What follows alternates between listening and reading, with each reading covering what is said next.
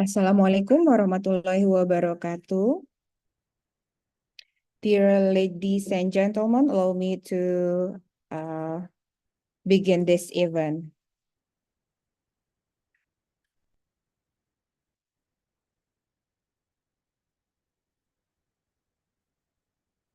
Assalamualaikum warahmatullahi wabarakatuh. Waalaikumsalam.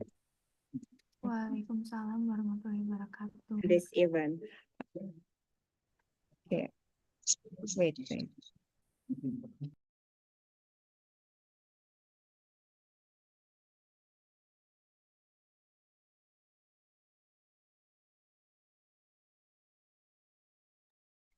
Okay, sorry for the accident. Good morning, ladies and gentlemen, distinguished guests and beloved participants. Welcome to the International Expert Lecture organized by Nutrition Department in collaboration with the for Educational Development, Poltekkes Kemenkes Tanjung Karang. It is an honor and privilege to have you all here today as we gather to gain valuable insight from the expertise of our distinguished speakers. Before we proceed further, allow me to extend a warm welcome and greetings to our esteemed guests. Dr. Agus Purnomo, SSI MKM, as a Vice Director of Poltekkes Kemenkes Tanjung Karang, Mr. Ari Nugroho, SGZ Gizi, as a Head of Department of Nutrition, our distinguished speaker, Associate Professor Dr. Sairah Abdul Karim, and Dr. Azalina Suzianti Faisal, who will be sharing their valuable knowledge and insights in this expert lecture. And our respected lecturers and staffs, and of course, all the beloved students who have joined us here today. Thank you for gracing us with your presence and support for this event. To officially begin this event, let us first unite our spirits and show our respect by singing Indonesia Raya, followed by the Mars Poltekkes Kemenkes. To the admin team, kindly cue the audio.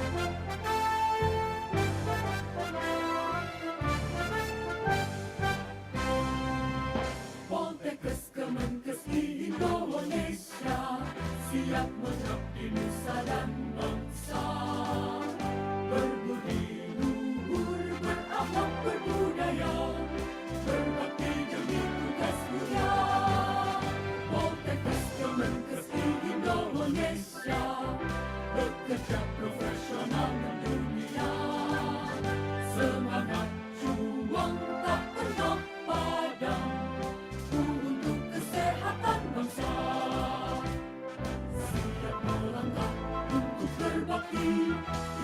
sebagai pedoman kami, membangun hidup berdiri tak pernah henti untuk Indonesia tercinta.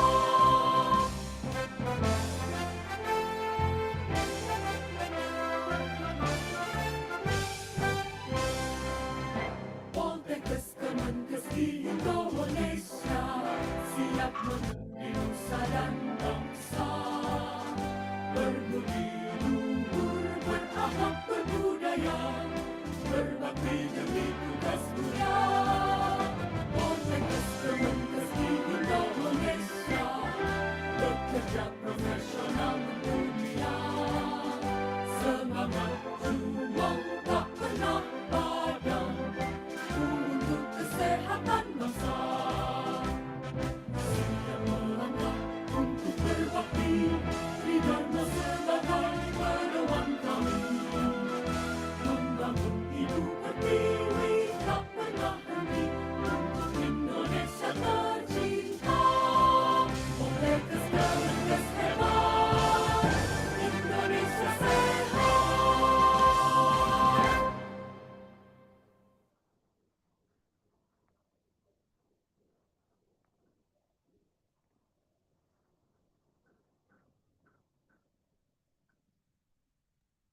Okay, thank you for the attention.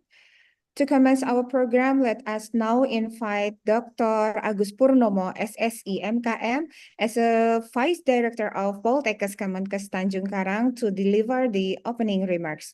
To Dr. Agus Purnomo, the time is yours.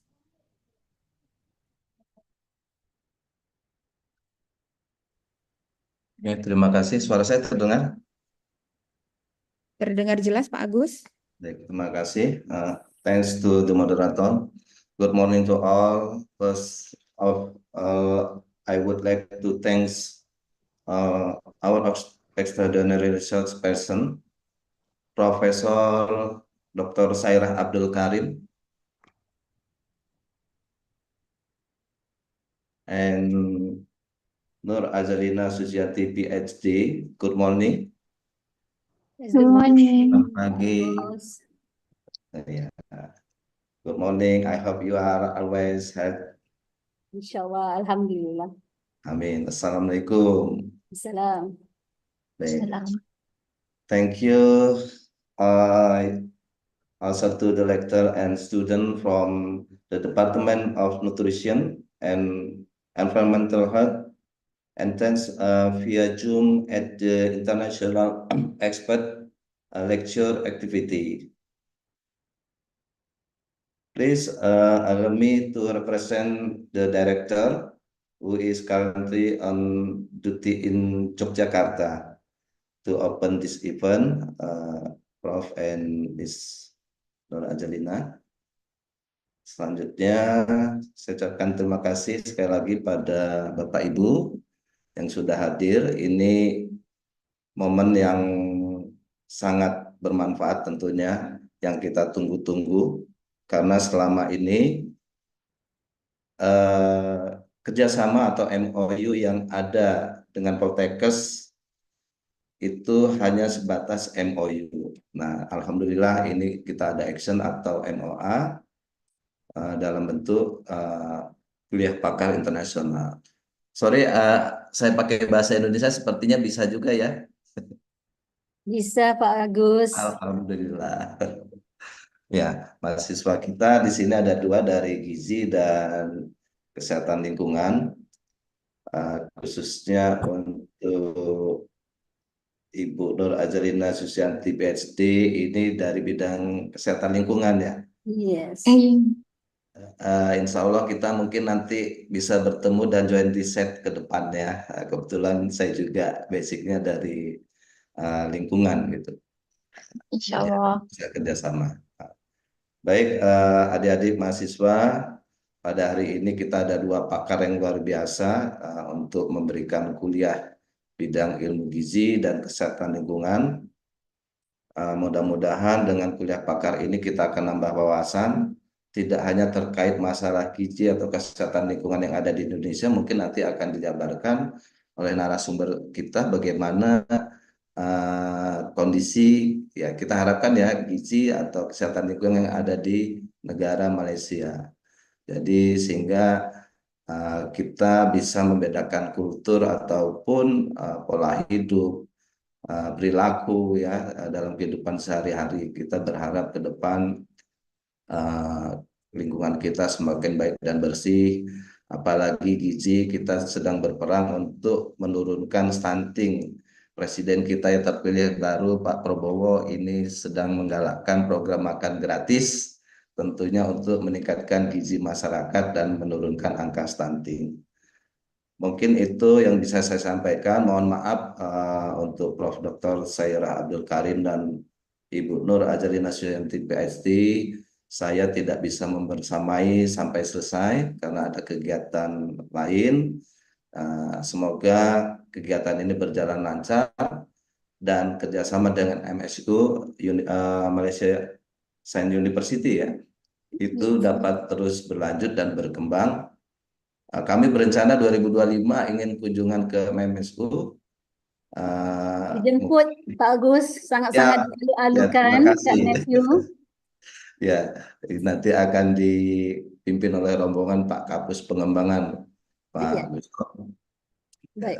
Ya, kita bisa melihat langsung. Dan untuk mahasiswa juga, saya berharap kebetulan saya sebagai Wadir 3 bidang kemahasiswaan, saya ingin suatu saat ada mahasiswa juga yang bisa studi banding ke MSU, ya, bisa melihat aktivitas kegiatan mahasiswa di sana dalam bentuk penelitian ataupun kegiatan mahasiswa, pengabdian masyarakat, sehingga kita bisa melihat dunia lain tidak hanya di Indonesia saja. Mungkin itu yang bisa saya sampaikan. Sekali lagi terima kasih. Mohon maaf sebelumnya. Dan dengan membaca Bismillahirrahmanirrahim, kuliah pakar internasional lecture yang disampaikan oleh Profesor Dr. Sairah Abdul Karim dan Ibu Nur Ajalina Suyanti PhD dibuka. Ya, silakan. Waktu saya kembalikan pada Ibu Moderator. Sekali lagi terima kasih. Assalamualaikum warahmatullahi wabarakatuh. Waalaikumsalam. Waalaikumsalam warahmatullahi wabarakatuh. Thank you, Dr. Agus Purnomo, SSI MKM, for the inspiring opening remarks. Now, we move to the highlight of today's program, the expert lecture session. To ensure that our sessions run smoothly and effectively, it will be moderated by someone who is not only knowledgeable, but also highly experienced in the field of nutrition. Allow me to introduce our moderator, Mrs. Yulia Novika, SPMKM, a lecturer at the Department of Nutrition, specializing in maternal, child, and reproductive nutrition. Without further ado, I invite Mrs. Yulia Novika to lead us through this session. Mrs. Yulia Novika, time is yours. Okay, thank you. Our beautiful MC, Dr. Anggun. Okay, first of all, please give her a warm round of applause. Thank you, Dr. Anggun. Yeah, my pleasure. Assalamualaikum warahmatullahi wabarakatuh. Waalaikumsalam warahmatullahi wabarakatuh. Good morning, ladies and gentlemen. My name is Yulia. I'm a lecturer from Nutrition Department at Health Polytechnic, Tanjung Karang, and I'll be your moderator on the next 3 hours later. In this opportunity, I would like to introduce our incredible speakers from Management and Science University, Malaysia, who are already with us today. First, I'd like to greet our first speaker, Dr. Sairah Abdul Karim from Faculty of Health and Life Science. Hello, Dr. Sairah. Halo, Assalamualaikum. Waalaikumsalam. Dr. Yulia. Yeah, it's a great opportunity having you here, Dr. Sairah. Yeah. Thank you very much for inviting me. Alhamdulillah. Okay, and our next second speaker, Dr. Azalina Suzianti Faisal from Environmental Health Department. Hello, Dr. Azalina. Hello, Assalamualaikum, Dr. Yulia. Yeah. I'm so sorry, Dr. Azalina. Can you hear me? Yeah, sure, clearly. Great. But sorry, there is a students in here who share the whiteboard. Okay, sorry. Okay. Yeah. Welcome to you as well. It's an honor for us, and thank you very much for being here, Dr. Azalina. Thank you for inviting. Yeah, then we would like also to welcome to all of our participants from Nutrition and Environmental Health Department students who are joining us virtually. And we are going to have presentation from the speaker for the next 2 hours, and the speakers will talk around 45 minutes. And then after speaker presentation, we also allocated time for Q&A discussion, and all the participants can ask speakers directly by click the raise hand button, or maybe the participants can type in the chat box. Okay, so let's begin. We would like to meet our first speaker, Associate Professor Dr. Sairah Abdul Karim from Faculty of Health and Life Science. Dr. Sairah, how are you Yes. today? Alhamdulillah, Dr. Julia. Alhamdulillah. I'm good. Yeah, good. Ready to Okay. be all of us with everyone today, inshallah. Alhamdulillah. What's the weather in there, Dr. Sairah? In Malaysia, now it's a rainy day. Oh, It's not good weather, actually. There's a place with having flooding in the wow. north. But so far, alhamdulillah, it's getting better, inshallah. Alhamdulillah. Yeah, November is a rainy day, Dr. Yeah, Sairah. rainy day. Yeah. Yeah, December now. Yeah, and first, maybe I'd like to start to everyone your curriculum vitae first. Is it okay, Dr. Sairah? Then, Yeah, I would like to share your curriculum vitae first. all right, sure, no problem. Okay, no problem. Welcome. Yeah, here is it. Okay, everyone, Dr. Sairah is a dean. Wow, it's an honor for us, Dr. Sairah. She is a dean of Faculty of Health and Life Science. Dr. Sairah has been awarded a PhD degree in oncology research from the University Putra Malaysia, and she has years of research experience.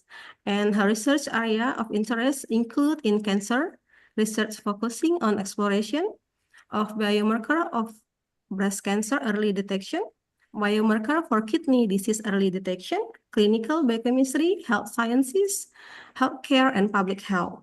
Experience in administration and management by holding high position. Yeah, as a dean. Wow, what a credible experience, Dr. Sairah. And yeah, and the last is dean. Wow, deputy dean academic, head of department. Wow, what a credible CV. It's okay. Thank you, operator. We'll back to Dr. Sairah. Okay, so without any further ado, Dr. Sairah will present a topic about nutrition and brain health in 45 minutes. All right. To Dr. Sairah, time is yours. All right, thank you very much. All right, first of all, Assalamualaikum once again, and very good morning to everyone. Good morning. Firstly, I would like to say thank you to Pak Agus Purnomo, all right, and Poltekkes Kemenkes Tanjung Karang, right, for inviting me and also my colleague, Dr. Azalina, and there are another 3 of them, right, to be a speaker for the International Expert Lecture, right, 2024 with Kemenkes Tanjung Karang, right. So we are very honored to give this, to be the speaker for your program.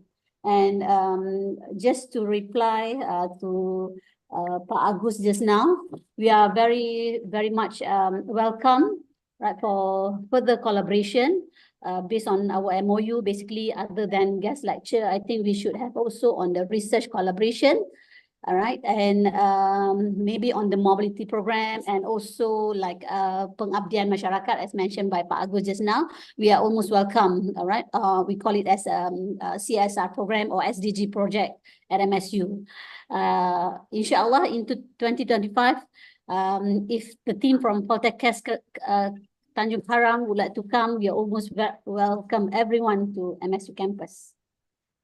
Inshallah, Dr. Sairah. Thank you very much, Dr. Yulia, for reading my CV.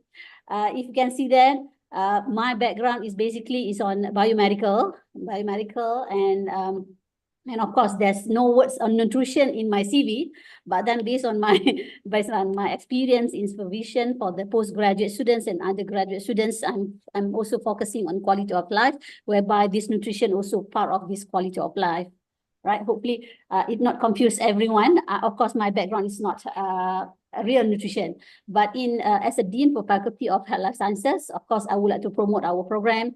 We have this kind of bachelor program in nutrition, and also bachelor in environmental health, as mentioned by Pak Agus just now. His background is on the environmental, so the same background like with our speaker today, Dr. Azalina. So hopefully, when the members from Poltekkes Tanjung Karang will come to MSU in next year, hopefully we can have this further discussion for the collaboration in research for any other project, not only limited to this environmental health and also nutrition. All right. Okay, I think I would like to start my talk. Let me do the sharing the screen. Okay. Can everyone see the screen? Okay. All right. It's Okay. clear, Yes. Dr. Saira. Thank you very much. Right, Assalamualaikum once again. Very good morning. Of course, to the participant from especially the students from Department of Nutrition and Environmental Health. But my focus today is on the topic of nutrition and brain health. Right. Okay. And this is basically the outline for my talk this morning. Right. Basically, this is the flow. It is on the nutrition, introduction on the nutrition and brain health, and what are the essential nutrients for the brain health, and what are the impacts of poor nutrition on the brain function, and the nutrition, the needs of the nutrition across the life stages, and what are the several insights on the scientific insight and emerging research on the brain related with the nutrition, and also the several practical strategies for brain boosting nutrition. And the last one is on the take note point for the students. Okay. All right. This diagram shows that 90% of children's brain, all right, development is happen before age of 5, all right, and that shows that very important on the nutrition, all right, related to the brain health. And another 10%, the brain development is occur after age 5, all right. It shows that very important from the conception until age 5, right. The nutrition for the child is very, very important, very crucial, right. Nutrition basically influence brain functions at multiple levels, right? From the molecular and also the cellular mechanism that underlie human intelligence and mental health. So it is play a big role for the brain health throughout lifespan, right? Not only during the development, but also throughout adulthood until old age, right? From conception, the fetal growth, all right, during the pregnancy, right, and during the teenagers, adult, mature until old age, all right. Diet play a big role and influence the brain health and also the physiology of the human. Right, this diagram shows, right, on the differences or the comparison between balanced diet, the consequences of the balanced diet for during pregnancy, and also what happens if there's an imbalanced diet. So basically, if you have balanced diet with the diet balance in terms of quantity and quality of the diet, all right, and it will really give an impact to the mental health of the mothers and also for the fetal growth. All right, it is very important for the fetal growth and the development. And what happens if there's an imbalanced diet? Of course, this will lead to the adverse outcome, all right, of the fetus, which later on may leads to the ASD or autism spectrum disorder or ADHD and sort of neurological disorder, right? Okay, and right, what is brain health, right? This is the nutrition, and brain health basically is a status of brain functioning, right, across cognitive, right, sensory, social, emotional, behavioral, and also motor domains. And there are different determinants that related to physical health, environmental, all right, environmental health, safety and security, lifelong learning, and social connection also, as well as access to the quality services that influence the way the brain develop, all right, the way the brain develop, and also adapt, and also response to the stress and adversity in life, all right. So these factors are very important, right? The physical health, the environment, and also the social connection, all right? Very, I mean, give a very big impact on the brain development, right? Okay, and when we talk about cognitive development skill, basically it is about the learning, all right? It is about learning, problem solving, right? Memory, and also attention, all right? This is about the cognitive. It is very related with the brain. And then what kind of activities can be, to develop the cognitive skills, all right? For brain training, right? It is good to do some crossword, Sudoku, or jigsaw puzzle, and so on. This will train and develop the cognitive skill, all right? That's why very important from the kids, all right? We should expose the kids through this brain training also, so they can develop their cognitive skills. Right? Sports, right? Another activities that will support the cognitive skill is sports, and then artistic activities, readings. All right, it keep your brain to think, all right, and to the digest the information, to process that information, and board games and educational games also, all right, that that train your brain to be more competitive, right? Learning, and also need to change the routine, right? So that we have, the mind will have different activities, not repetition of activities every day or every month or every year. So you should have more, varieties of activities, or change the routine.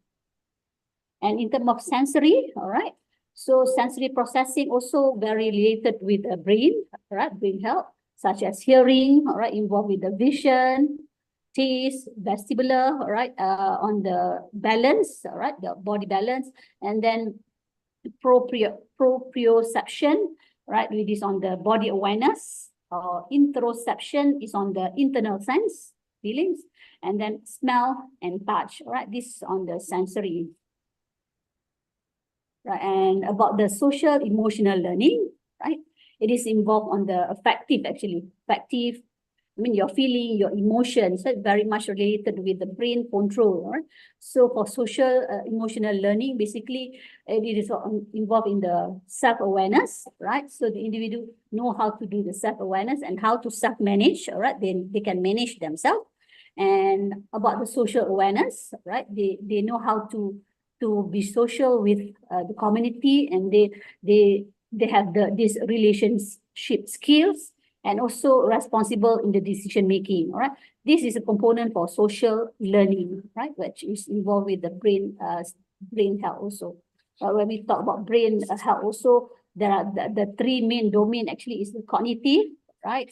Cognitive, which is very much related with the attention, right? How you can focus, right? How you can learn, how you can memory, how you can memorize certain things, and affective about your feelings, right? The affection, right?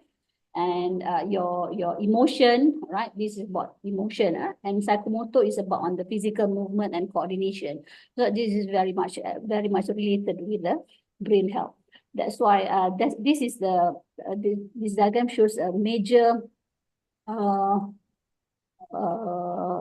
theory, right, of the child development. That's why it is very important at the age 0 until 5. We should expose the kids or the children with the society. Right, we need to make them very active, so they can develop their socio-cultural, all right, skill, can their behavioral also at the same time, and how to be social, all right. This help them on social learning, and they know how to control their social, right.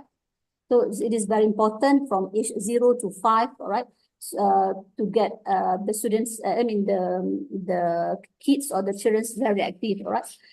It is very different from nowadays. By right, we should try as minimum as possible or avoid to give the gadgets to the kids so that they know how to communicate with others, right? So rather than, we need to bring the kids to the playground, right? Mixed with others, not only with the gadget, right? This is one way to reduce the risk of any neurological disease such as autism or ADHD and so on. Sorry. Right, and however, condition affecting the brain and nervous system in general emerge throughout the life course, right? And characterized by disruption in brain growth, damage to brain structure, and impact brain functioning. Right, this is include congenital, right? Either it is born with that disorder or neurodevelopmental condition, all right? Or we call it as neurological disorder. And this is the type of neurological disorder, right? And such as stroke, dementia, headache, right? Brain tumor, Parkinson's disease, neuropathy, and epilepsy. Right? Stroke, of course, it is a death of certain cells, right? Damage to the certain cells because of the poor blood flow, right? And then dementia, such as it is impact memory, right? You can remember, right? And Parkinson's disease, you know about Parkinson's disease, right? And then neuropathy is it is nerve damage, right? Nerve damage. And epilepsy, it is a neurological disorder which shows as seizures of the individual. And these are common symptoms for the neurological disease, such as impairment of vision, hearing, sense of smell, cramp, ear noises, numbness and tinglings of your feet and hands, sleep and memory disorder, and also feeling dizziness and also vertigo. And to differentiate with neurodegenerative disease, all right, of course, neurodegenerative disease, there's a lot of factors that affected, all right, that leads to the neurodegenerative disease, all right. So neurodegenerative disease basically is a slow progress of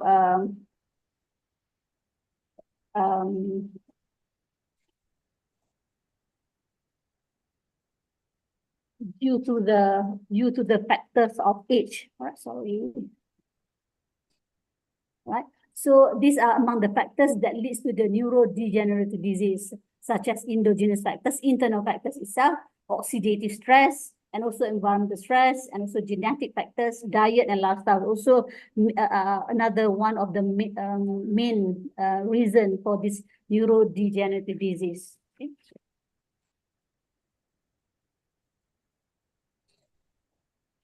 This example, right, shows this diagram shows the neurodegenerative disease and neuropsychiatric disorder. Because these are the type of neurodegenerative disease: Parkinson, Huntington, Alzheimer, multiple sclerosis, prion disease, dan sebagainya. But while for neuropsychiatric disorder or neurological disorder is on the seizures, anxiety, neurocognitive, mania, physical disability, and so on.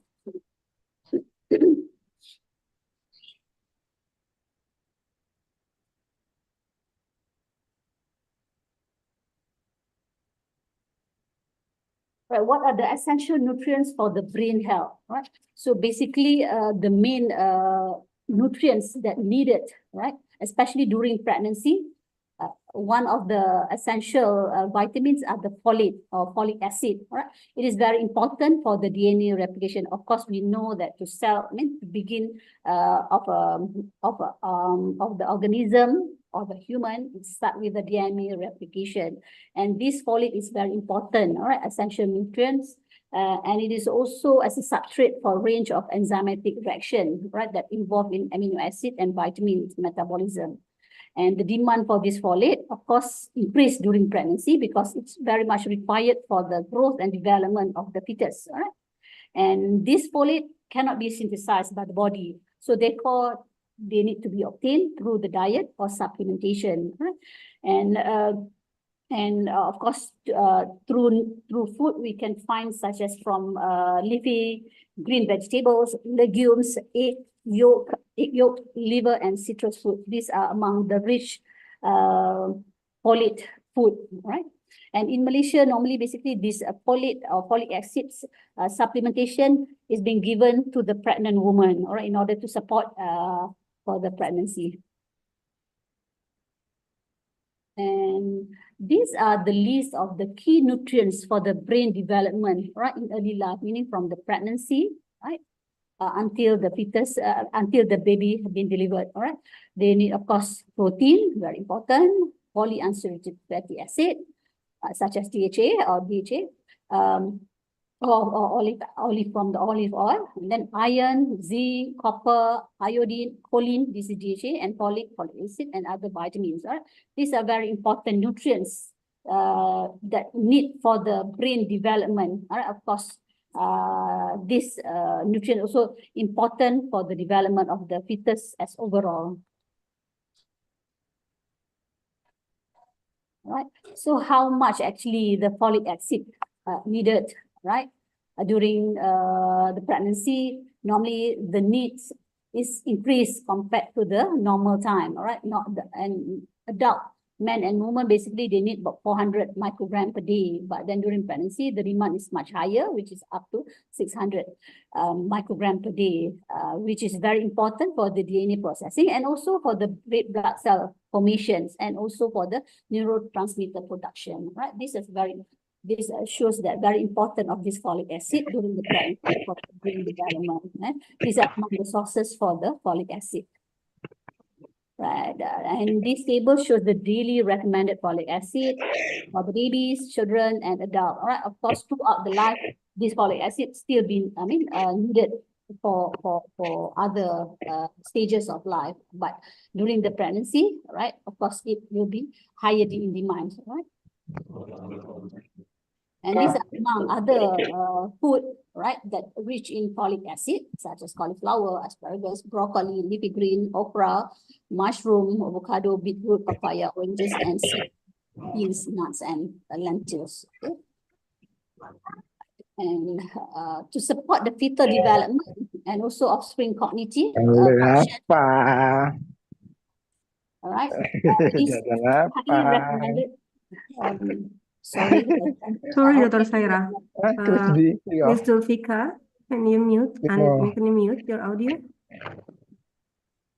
All right. So it is highly recommended that pregnant women to consume adequate sources of nutrients such as vitamin D, right, folate, folic acid, DHA, all right, or choline or iron, and of course, in addition to other food components such as fiber, fat, and proteins. All right, but then it is and another important nutrient is the DHA or omega-3 fatty acid. All right, this is also another important or essential for brain development during pregnancy and during early childhood. Again, during pregnant women in Malaysia, normally they will be provided with this omega-3 acid, right? DHA in term of in a form of a tablet, right, to be consumed during their pregnancy, right, throughout the pregnancy, right. And folate deficiency has been associated with the abnormalities of both mothers, all right, and also the fetus, all right.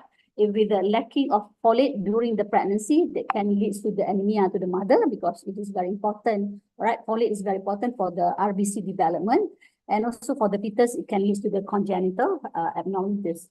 Right, so as mentioned just now, folic acid you can find in leafy green vegetables, right, and vitamin C, vitamin B6 you can get from eggs, nuts, and so on. While iron you can get from meat, all right. While DHA you can get from fish such as salmon, right, which is very important for brain development, right, DHA. And this is to show that the nutrients that needs for the pregnancy, for the pregnant during pregnancy, not only for the folic acid and also DHA, or of course another nutrients that's very important such as protein, calcium, iron, whole grain, healthy fats, also vitamin C. Right? And these are another benefit. To emphasize on the benefit of this omega-3 fatty acid.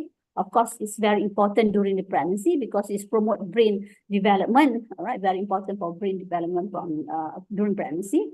And at the same time, it can support heart health and then improve on the eye health, and can fight, all right. It shows that it can fight depression, anxiety, and also can prevent cancer, improve bone and joint health, also can improve sleeps and also fight inflammation. So it is very important on omega-3. Nowadays, there's a lot of food. I think they have incorporate this fatty acid or omega-3. Even we have also the eggs with omega-3 nowadays, all right, to support.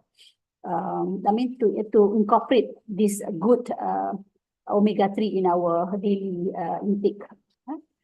It is known that chronic consumption of unhealthy diets, all right, high level of such as high level saturated fats, refined sugars, and processed food, always associated with the increase of developing degenerative disorder, all right, neurodegenerative disorder. And while diet that rich with antioxidants, polyphenols, and anti-inflammatory compound has shown protective effects against age-related cognitive decline and neurodegenerative conditions. Okay. All right, this shows how our brain, all right, will be aging healthily if we do healthy lifestyles, right? We do exercise regularly. We do take the balanced diet, and we have also have good intake of DHA, right? So the brain will be aging healthily, right? Whereby it can increase cognitive function and then increase lifespan, and also can reduce the cardiometabolic risk, and therefore they can increase quality of life, right? While if the individual keep on exposed with the stress and then exposed to the radical, all right, free radical, reactive oxygen species, and also practice on unhealthy food intake or unhealthy life, of course, it will lead to the brain aging unhealthily, all right, whereby it can reduce the cognitive function, all right, also will decrease the lifespan, and at the same time, they will increase the neurodegeneration condition, and also can increase the risk of the brain disease. That's why this shows that very important of the balance or balanced lifestyle with the good exercise and good healthy diet, right?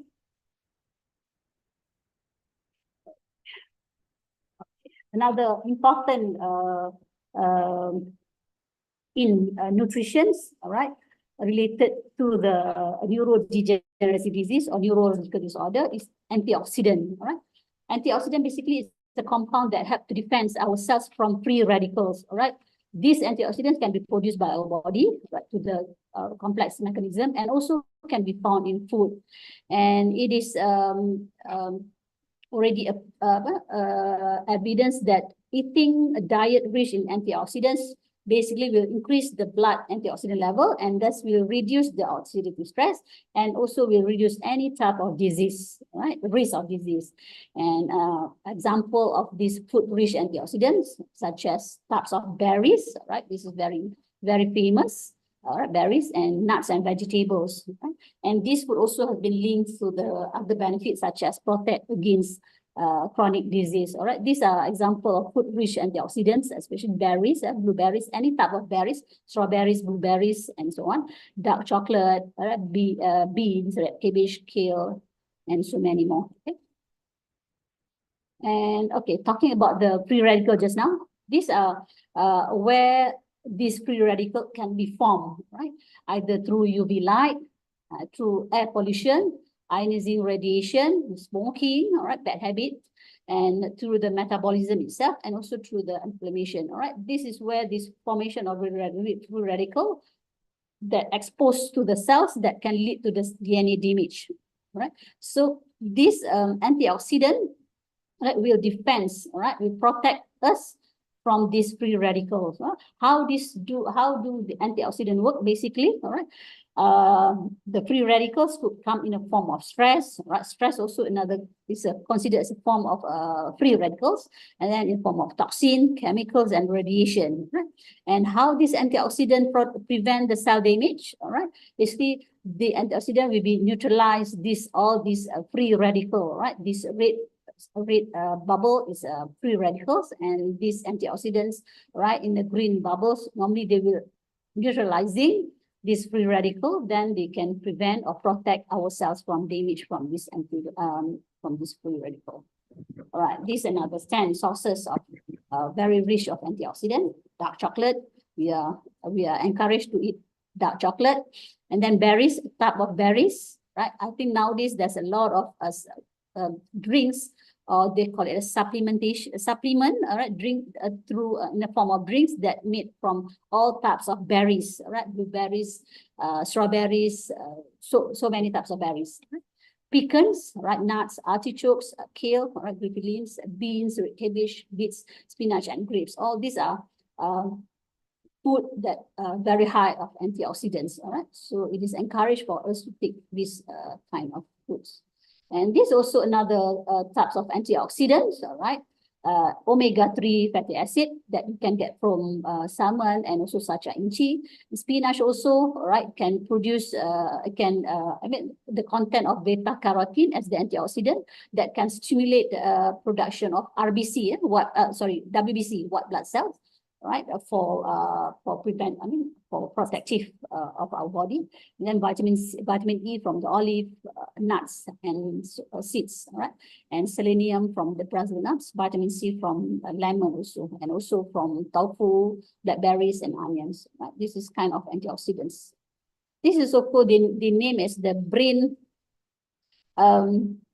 That can boost our brain, right? So it is encouraged to add as many as possible all those food such as almond, orange, blueberries, strawberries, blackberries, pecan, dark chocolate, and also green tea, right? To make the healthy changes, all right? So these are all antioxidant. You can see the difference if you take this one, all right, regularly. Okay. Right, there are emerging research on brain related to the mental health, not only brain development, of course, brain development start from the fetus and until the end, all right, of the life. But then when we talk about brain also, nowadays, there's a lot of research on the mental health also, right? So researchers has conducted a study, right, to understand the impact of diet and nutrition, right, on the brain health across lifespan, right, to examine the effects of natural protein sources on brain health, right, such as beef, poultry, eggs, fish, and plant-based proteins. Right, maybe the difference between diet and nutrition, right? Basically, nutrition is all the kinds of foods or the nutrient itself, right? Diet is a specific meal plan, right? That's the difference between diet and nutrition, right? Nutrition is all kinds of nutrients that are available, but diet is the specific meal plan that take by individual. Right? So researchers investigate how these specific nutrients, dietary patterns, and nutritional intervention can influence brain health, all right, at a different stage of life, right? And this also including potential of dietary intervention to promote early brain and mitigate, right, to prevent the neurodegenerative disease, all right, in late life. And there are multiple factors actually that affects brain health, right, from conception until old age. Right? And there are two types of the factors. One is the modifiable factors, and the second one is non-modifiable factors. The non-modifiable factors, such as, of course, the genetics, it is that you inherit from the parents, all right, it is non-modifiable. And an example of modifiable lifestyle factors is a diet, right, that we are the one who determine what type of diet and physical activity and social engagement. All right, social engagement is very important and very much related with the mental health. All right, and the cognitive activity, smoking, and alcohol consumption is all the modifiable life factors. All right, and these factors, all right, can stabilize or can improve any declining cognitive function. Right? So the strategies to promote brain health throughout life, right, should be the target of each phase of life, right? Whereby I think the standard strategies is to any individual to adopt healthy lifestyle, right? Healthy lifestyle consists of diet and also physical activity, right? Right. This is the recommendation of from WHO even, all right, to for promote brain health. Okay. This is to show the consequences of the healthy diet and unhealthy diet. All right. If you practice on healthy diet, meaning you eat fresh fruits, whole grain, eat organic foods, and drink plenty of water, and at the same time you practice a regular exercise and so on. All right, it will give fitness to the body, you get more energy, right? You have longer lifespan, have better digestion, and less doctor visit. While for the practices of the unhealthy diet, such as eat a lot of processed food, such as fast food, and drinks a lot of high sugar drinks and no regular exercise, it leads to a lot of issues such as obesity, diabetes, and depression, cancer risk, heart disease, and more doctor visits. All right. So this is show that's very important to have the healthy diet. And physical activity and lifestyle modification also can reduce the risk of neurological disease. All right. So with all those positive lifestyle, all right, they can improve cognition and memories. All right, and prevents neurodegeneration and also reduce inflammation, and it can improve moods and depression. It is through research is that it's already has been proven in many research that physical activity or and healthy diets, all right, will give a lot of benefit to the cognitive function. Right, this is the comparison between healthy brain and Alzheimer's brain, all right? Because again, healthy food and exercise and have a social connection compared to the unhealthy food and sedentary lifestyle and have not enough sleep and chronic stress or loneliness, you're not socialized, so can lead to this Alzheimer's brain. Okay, I would like to skip this one, right? And relationship between nutrition and brain development, right? Based on brain imaging, right? It is known that the brain developed throughout childhood and until the young adulthood, right? And it shows also that childhood experiences, right, from 0 until 5 years old, right, experience have a powerful effects on the brain function, right? That leading to the individual differences, right, that could contribute to the behavioral dysfunction. And therefore, nutrition is very essential modulator for early brain development. And also, I think the socialization also very important, right, from age 0 until 5. All right. It is known that infancy is a time of rapid brain growth development, right? From 0 until 5 years old, right? It's the rapid brain growth, right? And therefore, it is very important on the baby nourishment, right? And to say about the baby nourishment, the breastfeeding, all right, has been always associated with the high performance on the intelligence test, right? So it influenced a lot on the cognitive development, right? Through several mechanisms associated with the breast milk composition.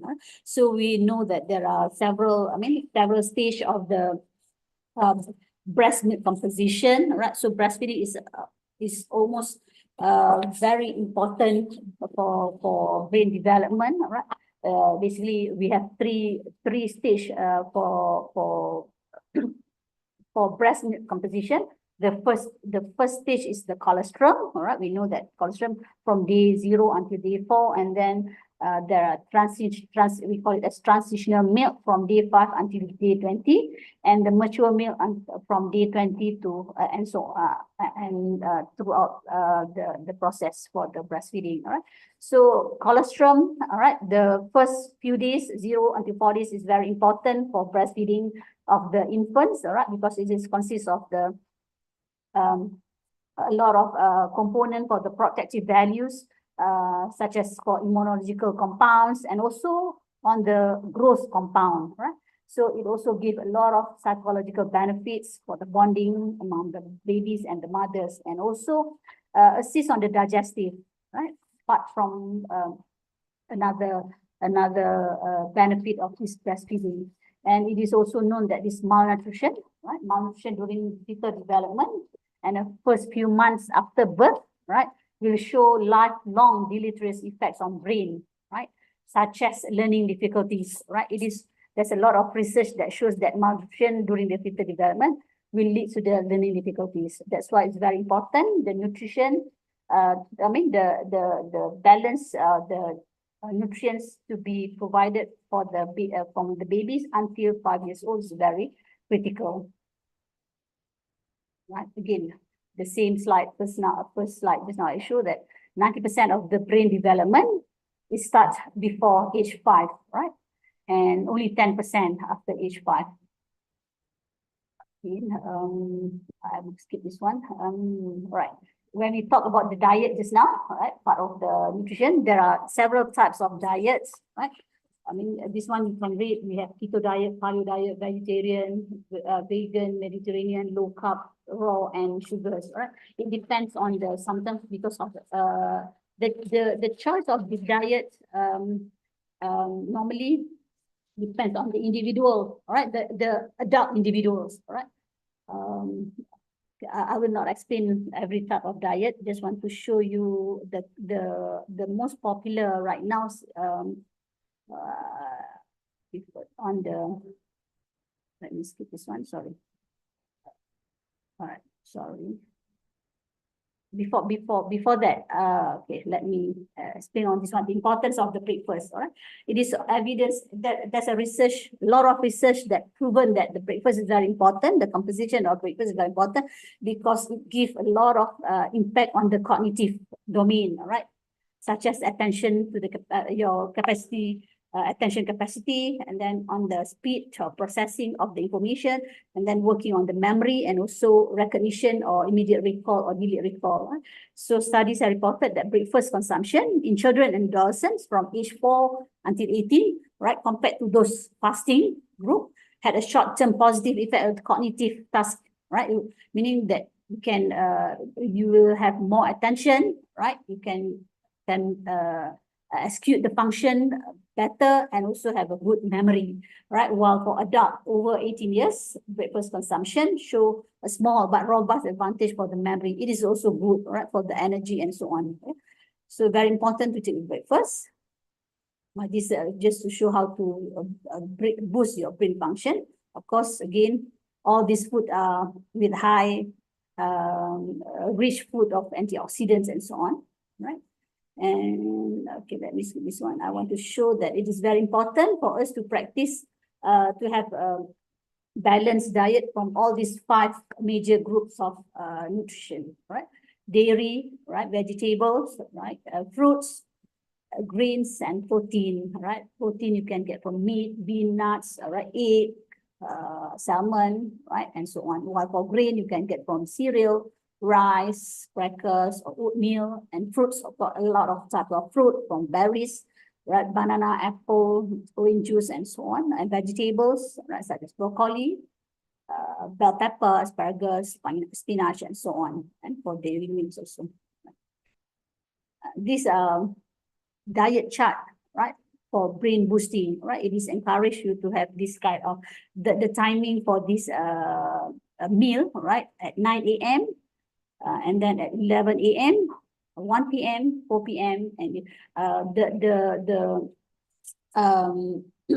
between range 2 hours to 3 hours, every 2 to 3 hours, by right, you should have a meal, all right, to boost your brain, right? And in total, all right, you should have also fat, calcium, sodium, carbohydrate, protein, and iron. This is very important.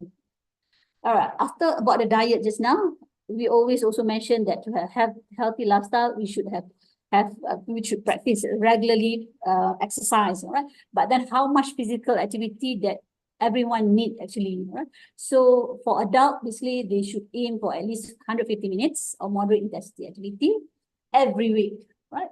And for adult also, they should undertake muscle strengthening activities such as exercise, yoga, or carrying heavy things and so on, right? So this exercise that encouraged to. And this diagram shows 10 ways how to keep your brain healthy, right? Of course, you need to look after your mental health, right? And spend time each week to practice some self-care, right? You need your me time, they call it. And then you should have breathe habits, stop unhealthy habit, all right? You should go for the healthy habit, do not smoke and drink alcohol, and then do some challenge game or puzzle and so on. Take care of your diet, right? And do exercise regularly. Make sure that your body is hydrated, get enough sleep, and do some learning, reading, right? And stay connected with others, right? These are among the basic exercise that you can do to keep your brain healthy. Okay. And another component where we talk about this brain and health, right? That's another mechanism, right? We call it as microbiome gut-brain axis, right? This is two ways interaction between gut and brain and gut. This is two ways interaction, right? Because in there are gut microbiome, or the organism or normal flora in our digestive system that highly influenced, right, by negative external lifestyle factors such as poor diet, sleep deprivation, circadian rhythm diseases, right, not enough sleep or not abnormal sleep pattern, chronic noise and sedentary behavior, right? These are among the factors that will increase the risk for neurological disease, right?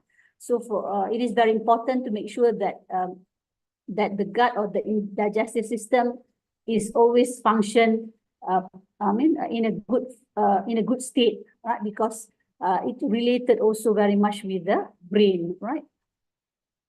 Okay, so it is evidence that beneficial effects of dietary fibers and probiotics, right, through the management of gut function is strongly emerging, right?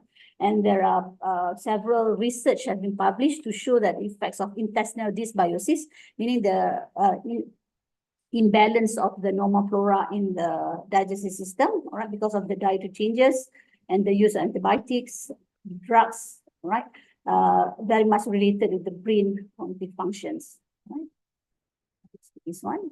I would like to share on this MIND diet, right? What is MIND diet? Basically, MIND diet is the abbreviation of this Mediterranean intervention for neurodegenerative delay.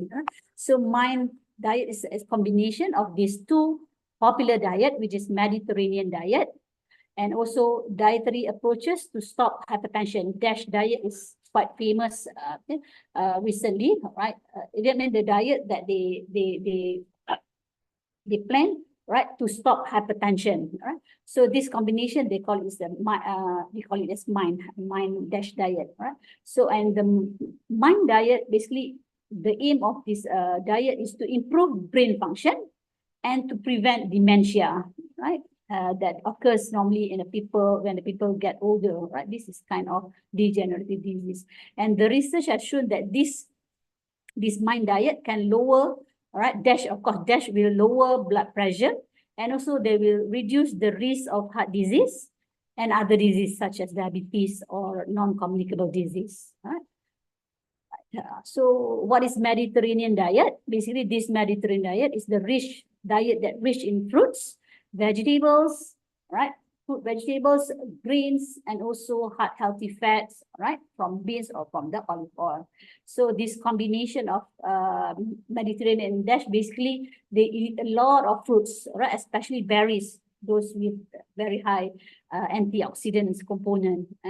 And these two diets, normally the expert consider as among the healthiest diet that we can practice. Okay, so what to eat for this Mediterranean and this MIND diet? Basically, there are 10 food that listed for this MIND diet, right? Such as green leafy greens, vegetables, berries, nuts, olive oil, whole grain, fish, beans, poultry, and red wine, right? Of course, we avoid this one, the red wine. And there are also a restriction or to limit, all right, the intake of butter or margarine, cheese, red meat, fried food, and sweet, right? These are the component for the practice for the mind-dash diet, right? And this diagram, all right, this is the pyramid of Mediterranean diet. You can see very minimum of meat and sweets, and then moderate of protein from eggs, cheese, and yogurt, and also quite often for fish and seafood, and very huge amount of vegetables, right, fruits, and also grains, right, and of course combination with the physical exercise, right. This is the Mediterranean diet pyramid. And for DASH diet pyramid, right, again, very huge amount of the vegetable and fruits, 4 to 5, 6 per day. All right, so grain, the second one, and then the third one is on the low fat area, seafood, and and of course beans, nuts, and the less is on the sweet, right, drinks and so on. Right, this is the combination of the Mediterranean and the DASH diet, right, that can reduce the degenerative disease, right. This believed to. How many minutes that I have? Yulia?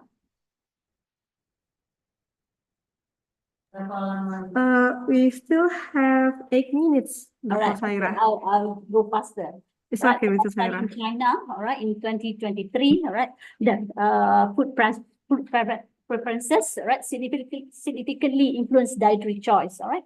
All right, in that research, there are 4 types of dietary subtypes, all right, given, such as starch-free or reduced starch or carbohydrate-free, and then a vegetarian, high protein, low fiber, and also balance. And from that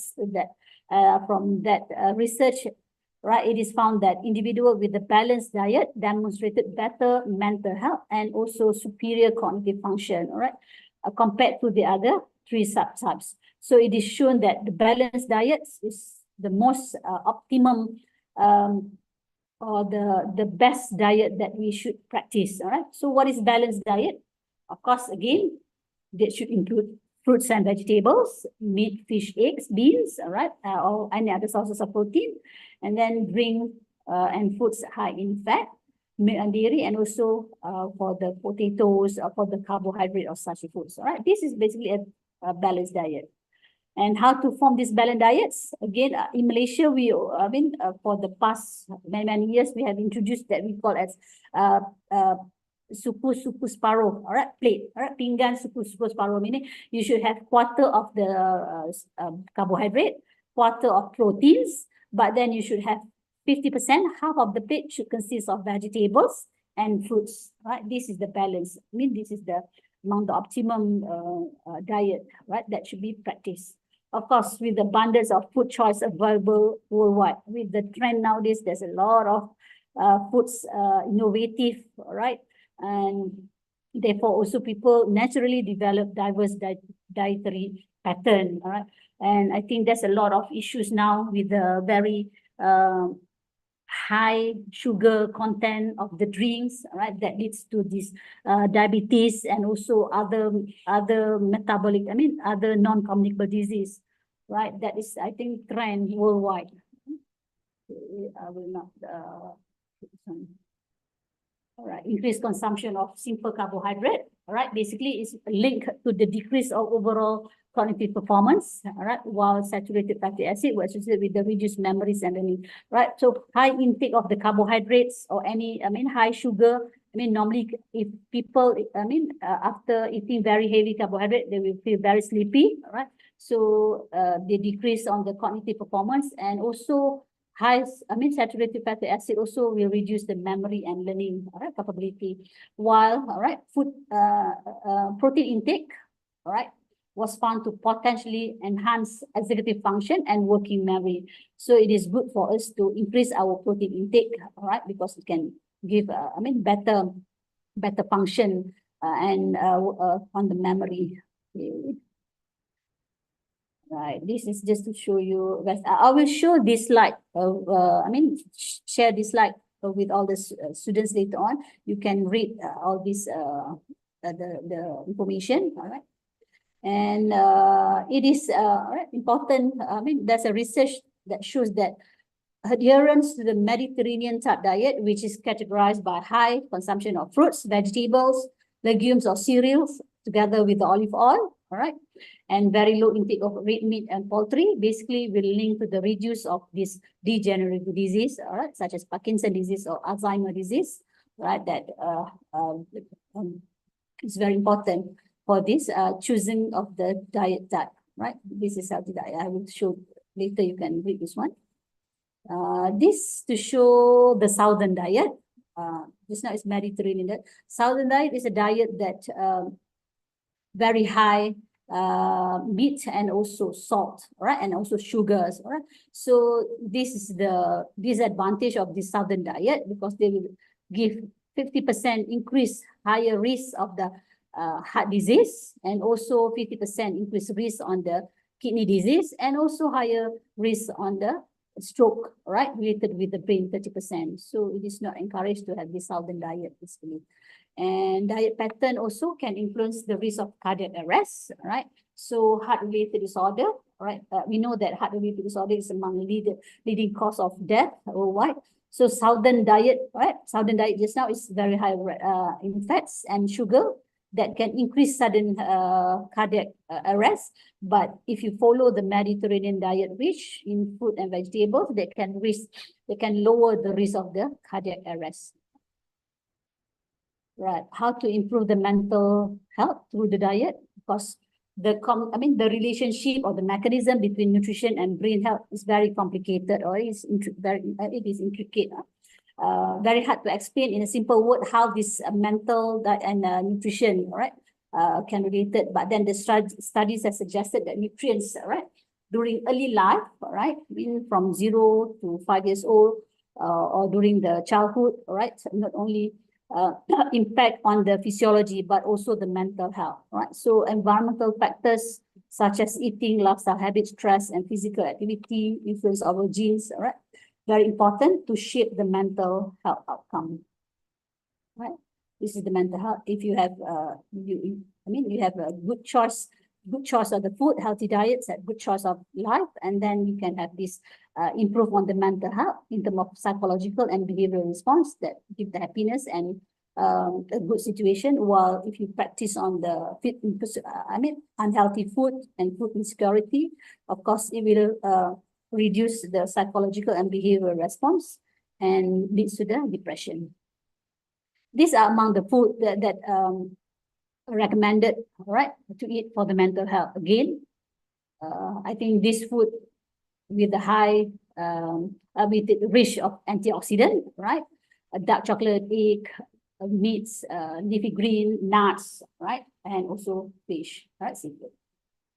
And as a conclusion, all right, so good brain health always associated with the individual's abilities, right, to adjust their cognitive, psychological, emotional, and behavioral functioning, all right, according to the various life events, right, to cope optimally. And balanced diet and early life and regular physical activity normally will promote a healthy lifestyle, right? And so this is just guide to healthy lifestyle for a better life. So make sure you eat healthy diet, avoid unhealthy habits, right?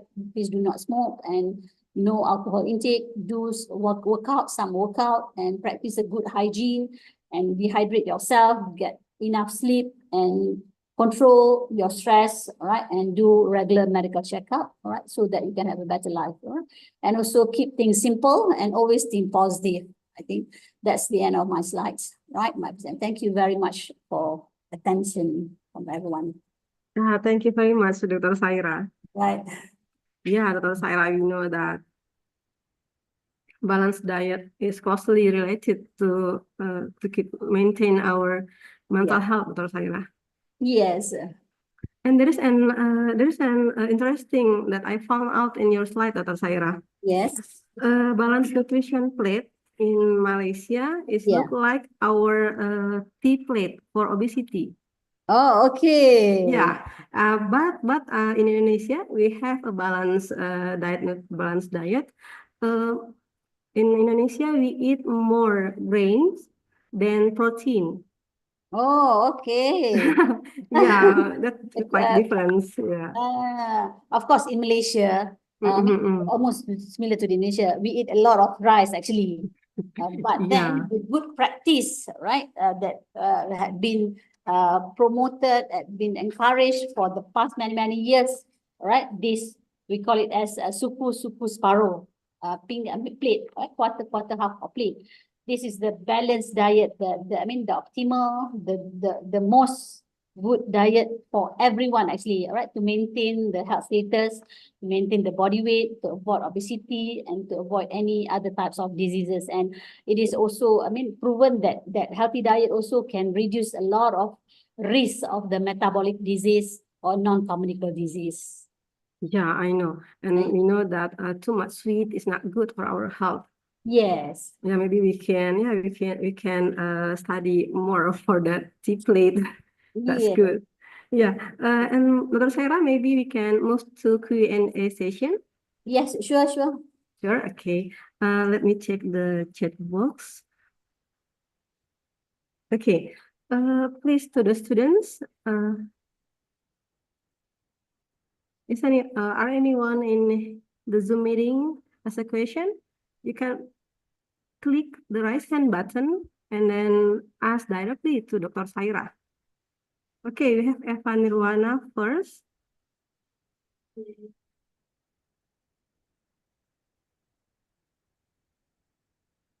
Yes.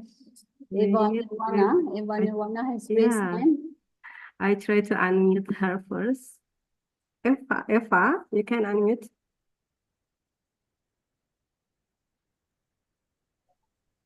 Okay, Eva. Okay, thanks for Miss Yulia from opportunity and Mrs. Saira from the best material. I wanna hear from the material Miss Saira about regarding folate nutrition, which is very important. And in Indonesian, pregnant women get 19 tablets during pregnancy. Miss Saira, how about in Malaysia? And the second question, the omega-3 given to pregnant woman is the government obligation there to provide omega-3, and how many tablets during pregnant in Malaysia, and what impact it has on the trimester? Because this is question I think very interesting, Miss. Thanks, Miss Saira. All right, thank you, Eva, for the question. All right. Yeah, Dr. Saira, you can answer. Of Please. course, I'm not very expert. All right. I cannot answer exactly the question from Eva, or how many tablets have been provided to the pregnant woman in Malaysia, and but basically, in general, I believe in Malaysia, all right, from the beginning of the pregnancy, there will be a there will be a regular checkup from first month until the 9th month, right? And first trimester, second trimester, and third trimester. And there are a lot of course, the checkup done monthly, and also supplement that give by the hospital or the clinic for the pregnant woman. And also, I'm not sure whether the government has provided to the pregnant woman how many types of tablet, but then we know that it is there's a lot of multivitamin will be given, and also this DHA pill also will be given.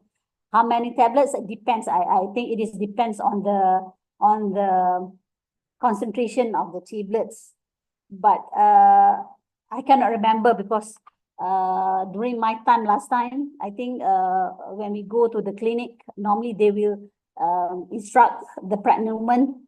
They just give an advice, right? What they should intake and what tablet they cannot intake. They cannot take. right? But then they will advise normally the food that they need to increase to make sure they have they can support all the demand for during the pregnancy to support the fetal growth, right? So that they can have the normal growth development of the fetus. But then it is very important to have this folic acid and also omega-3, right? Or omega-3 or even DHA and so on, folic acid. Okay, Eva. I mean, because I'm not a medical doctor, maybe for the medical doctor or the ONG, I think we can provide that information very detailed, how many types of pill that will be supplemented, I mean, may be provided for the pregnant woman. Okay. Yeah. Okay. Thank you, Miss Saira, for the answer. Welcome. Okay, thank you, Eva. Miss Ira, Eva is our student in nutrition department. Yes. Now she's in second grade.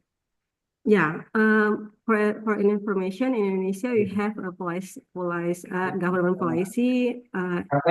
Each pregnant woman should consume 90 tablets, Dr. Saira. Oh. Yeah, of folic acid. Okay. And Dr. Saira, I'm so sorry that maybe we have limited time. We just have one question, and maybe for all the participants, if you still have a question to Dr. Saira, you can chat in the type box. Is it okay, Dr. Saira? Yes, sure, welcome. Yeah. I can answer in the chat box. Yeah, as an information, Dr. Saira, in this department, in nutritional department, our vision is specified to brain health and stroke in here. Okay, brain health and stroke. Okay. Yeah, so maybe your material is very related to our vision. That's Alhamdulillah. Alhamdulillah, what the insightful material, Dr. Saira. Okay. Yeah, thank you, Dr. Saira. Alright. Okay, Welcome. maybe you can do something else first, but maybe in the last session we can contact you again to give a certificate. All right. Okay, sure, no problem. Yeah, thank you, Dr. Thank you very Saira. much to Dr. Yulia. Hope to meet you again, inshallah. Inshallah. Thank you very much. Thank you very much, Dr. Saira. Okay, all the participants, we can move to the second section. We move to our second speaker. Wait. Our second speaker is from Environmental Health Department.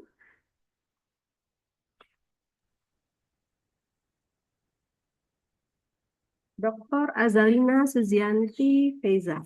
Are you with me, Dr. Azalina? Yes, saya ada kat sini, Dr. Chokia. I'm here. Wow, what a beautiful Dr. Azalina. No lah. Yeah, maybe let me first read your curriculum ID. And operator, please help me.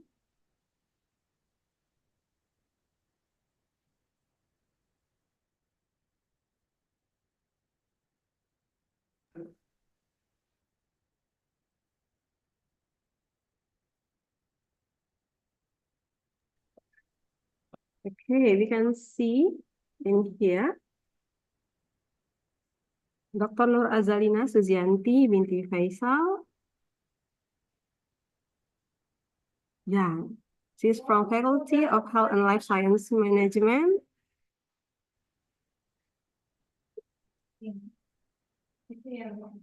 Nah. Okay. So, Dr. Azalina, you are focused, your major is in environmental and health, is it right? Yeah, my degree was in biomedicine, and then I continue master in public health, specialized in environmental health and epidemiology. Lepas tu saya sambung saya punya doctorate dekat UPM dalam environmental health and safety. So in Indonesia we call it lingkungan kan, lingkungan kesihatan. Kesehatan lingkungan, we call it in here. Yeah. She has so many years in research about environmental health. And then, wow, there is so many as a speaker in international seminar. And also, we can move forward. And then next.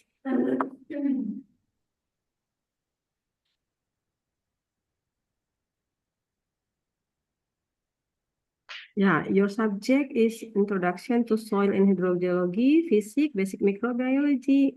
It's Environmental Parasitology. You have so many modules and then research, absolutely. Wow, what incredible curriculum variety and at your age, Dr. Azalina. Wow. Thank you.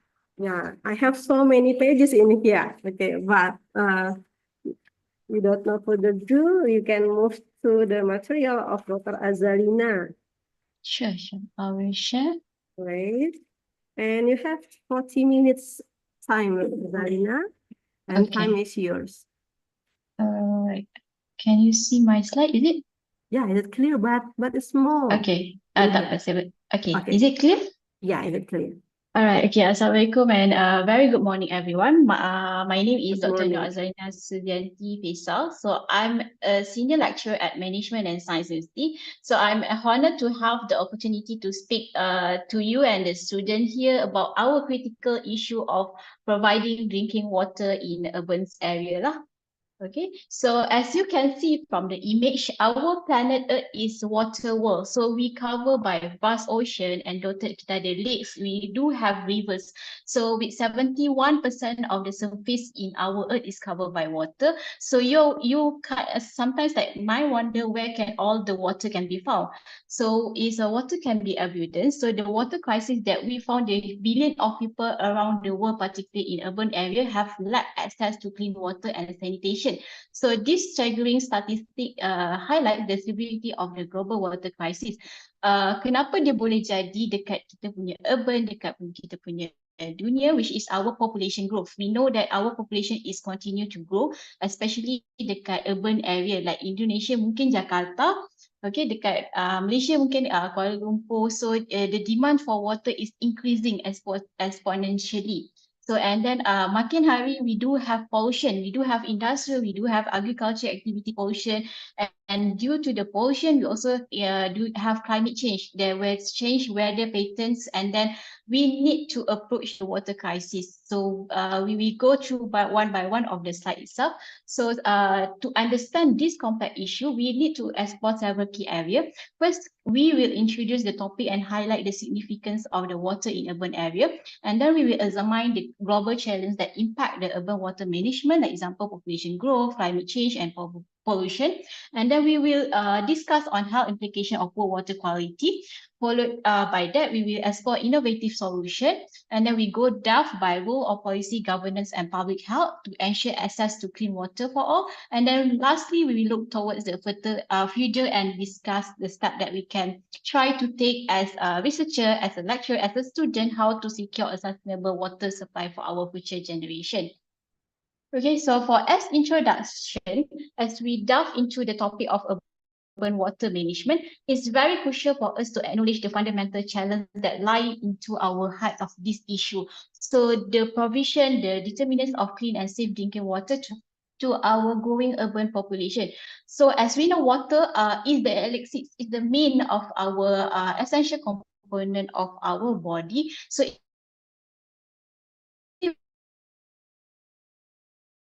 vital role in various physiological to circulate. So water keeps us to function optimally. So beyond individual health, water is also the lifeblood of our economy and society, because we do need water for our agriculture, for industry, for energy production as well. So we know that urban city, our city expand and our population grow by day. So the demand of water is increasing exponentially. So this put immense pressure on our water resources, leading to various challenges, include water scarcity, pollution, and inadequate infrastructure.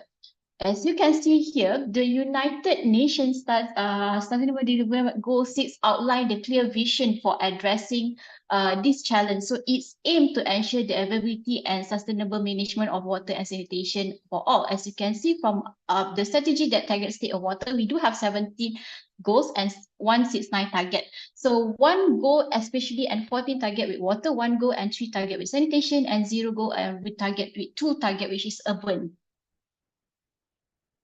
All right, so let's break down to the specific of goal 6.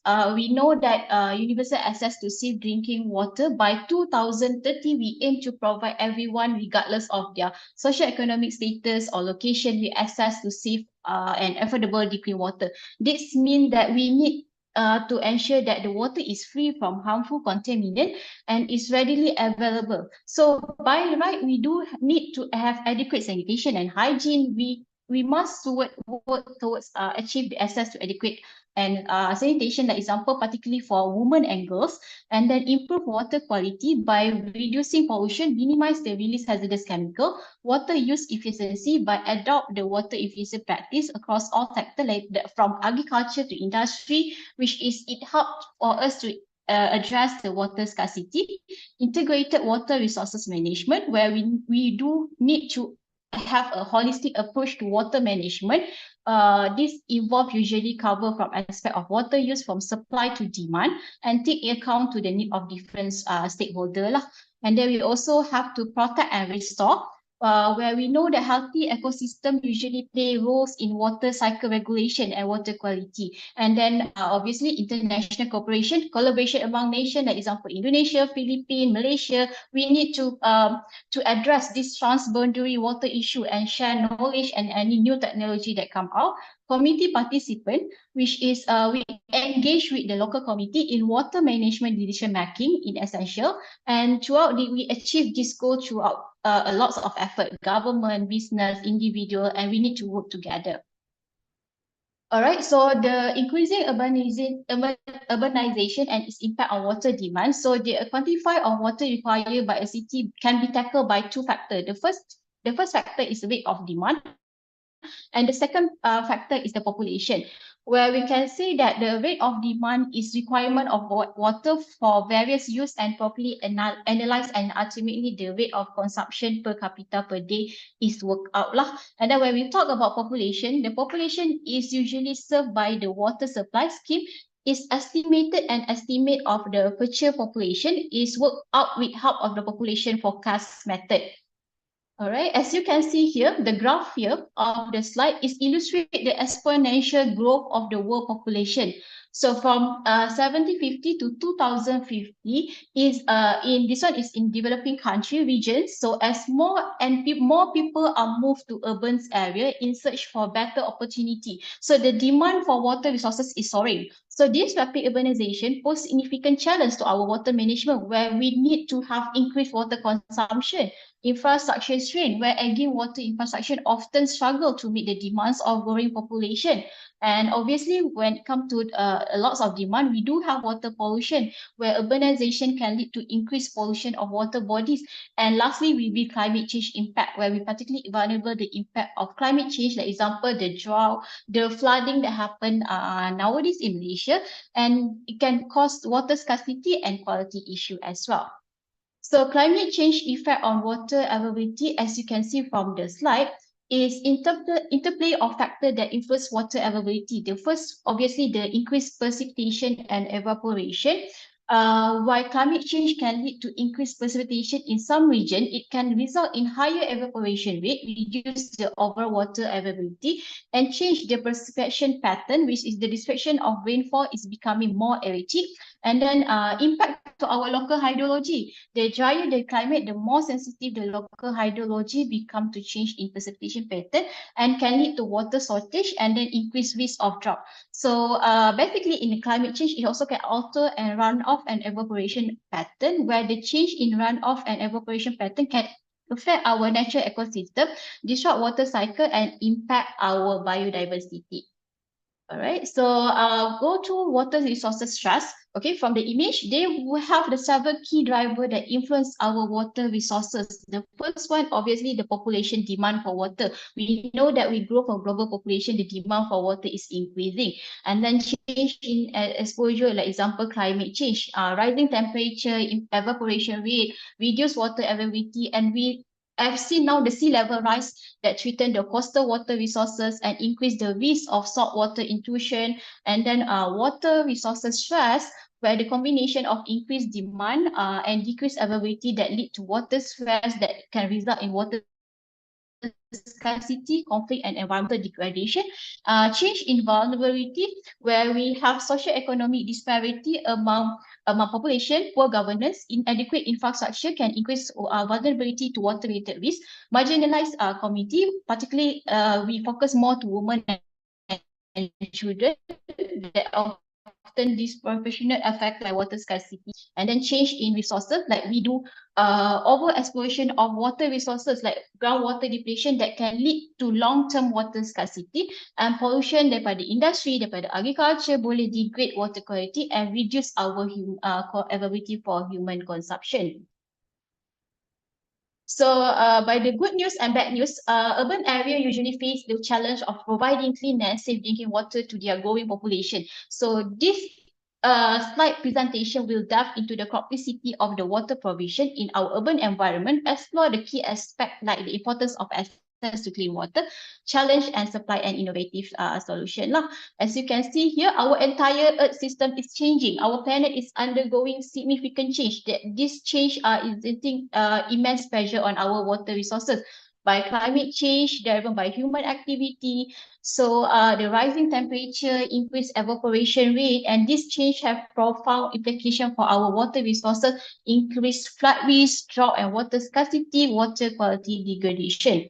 So in terms of water scarcity, the stark reality of water scarcity is there. As you can see from this slide, 2/3 of the world population experience severe water scarcity for at least 1 month each year. So over 2 billion people live in country where water supply is inadequate. So half of the water population could face scarcity by as early as 2025. So as you can see from the map here, the global water scarcity map, the distribution of water resources is highly uneven. Some regions are water rich, others face severe water scarcity. So this disparity is expected to worsen in the coming years due to various factors, including the main factor is population growth, climate change, and unsuitable water management practice. And the demand water is outpacing supply in many regions, leading to increased water stress that particularly evident in arid and semi-arid regions, where water scarcity is our chronic problem nowadays. So urban water challenge, the several key challenges that impact our urban water system is the rapid urbanization, population growth. So the rapid growth of urban population is putting immense pressure on our existing water infrastructure. The increased demand for water for domestic, for industrial, for agriculture purpose can exceed the supply. Climate change that can alter the precipitation pattern, leading to more frequent and intense drought and flood. Drought can reduce water availability, while flood it can contaminate our water sources and damage infrastructure. Water pollution and contamination, industrial and agriculture activity, as well as urban runoff, it can pollute water sources with harmful chemical and pathogen, and can lead to waterborne disease, ecosystem degradation, and reduce water quality. Insufficient water use and distribution, where inefficient of irrigation practice lead to infrastructure, and outdated water management system contribute to water scarcity and waste. So this result of urban water challenge can significant our economic loss and environmental damage in future and nowadays as well. So basically we go back to what is water pollution. So water pollution refer to the contamination of water body, like example in our lakes, river, ocean, and groundwater with pollutant that can degrade water quality and can harm itself our aquatic life. So the impact of water pollution, it have the devastating impact on both ecosystem and our human health. So ecosystem degradation, the pollution itself can disrupt our aquatic ecosystem. It can lead to the loss of biodiversity. It can increase the algal bloom, and it can cause oxygen depletion as well. So in terms of ecosystem, we also it have effect on our human health risk, where it can cause a range of health problems, like example waterborne disease, cancer, and developmental disorder. So obviously for our nation, it can cause economic loss. Water pollution can damage industry, fishery, and tourism, resulting in significance of economic loss. So we talk about the the two major sources of water pollution. Okay, the first one is sewage. We know the untreated sewage often discharged directly into water body is a major sources of water pollution.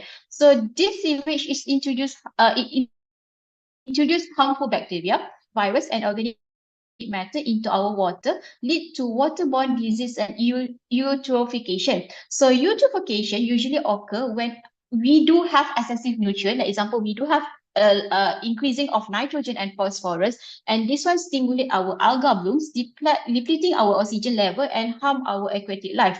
While the second picture is oil spilling. Oil spilling is either accidental or intentional. It can have devastating of our marine ecosystem. So oil can smother marine life, destroy our food chain, and contaminate our coastal area. And oil spill as well, it can impact our human health and livelihood, particularly in our coastal community, like example, fishermen and so on. Okay, we talk about the issue. The issue that happened in 2024 in Malaysia. This one is the affect million of Malaysians, the water scarcity and water pollution. So despite us being a tropical country with abundance of rainfall, Malaysia face significant challenge in ensuring available and clean water supply. So the paradox of water scarcity, Malaysia receives ample of rainfall. Several factors need to contribute. We have to check why we do have water scarcity. The first things is mainly our inefficient of water management, and secondly the rapid urbanization, and the third one is climate change. Okay, when we talk about rapid urbanization, we know that urbanization has led to increased water demand, so we put the strain on existing water resources, and climate change usually they alter the rainfall patterns and lead to more frequent and intense drought and flood, which can disrupt water supply. Maybe you can find it in News Straight Time. There are issues regarding this. And then, as this slide, we do think that Malaysia is likely to face water crisis by 2030 among the growing demand. So the slide indicates that Malaysia is projected to have face the severe water crisis by 2030 due to our growing population demands and efficient of water management. So our country has already lost billions of dollars due to water wastage, highlight this urgent need for action for the next implement. Back to the main, okay, sorry. We do have, we need to know that water resources have two distinct categories. We have surface water resources, we have groundwater resources. So each of these category is part of the Earth water circulatory system. We call it hydrologic cycle. And usually it's derived from precipitation, which is rainfall plus snow. So groundwater usually referred to as liquid rock. So it's stored beneath the Earth's surface in aquifer.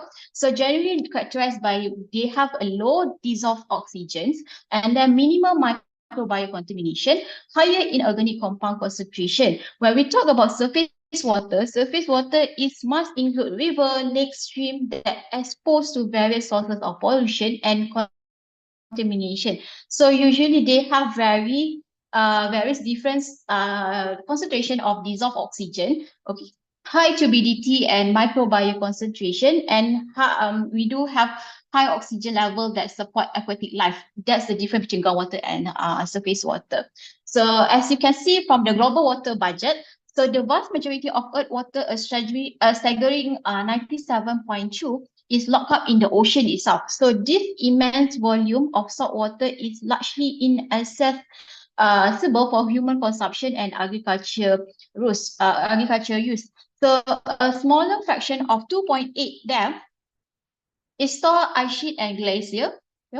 Okay, so moving on to the fresh water, we find that only tiny portion, 0.63, is stored as a groundwater. So this groundwater is the vital resources, but usually we, as human, we use overexploited, leading to depletion and contamination. And the remaining is fresh water that across various sources, like surface water, soil moisture, and most water itself. Okay, this is how surface water and groundwater look in cross-section of land.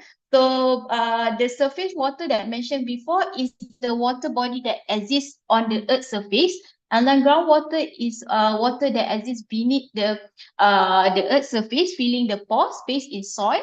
And then we do have water table here. Is the upper surface of the zone of saturation where all pore space are filled with water, the level of water table fluctuate depend on factor, like example precipitation factor, evapotranspiration factor, and groundwater pumping. So back to the potable water, as we all know, water is essential to life, but not all water is safe to our drink.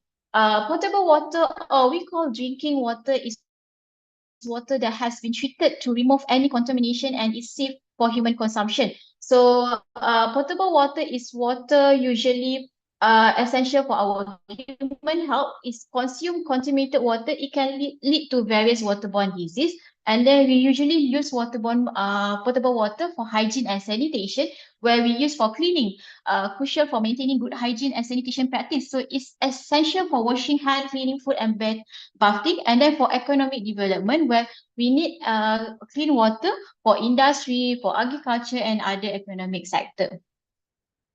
So as you can see from the image there, we do water play crucial role in our home. Like example, from basic hygiene to cooking to cleaning. So drinking water is perhaps the most fundamental, the most basic use of water.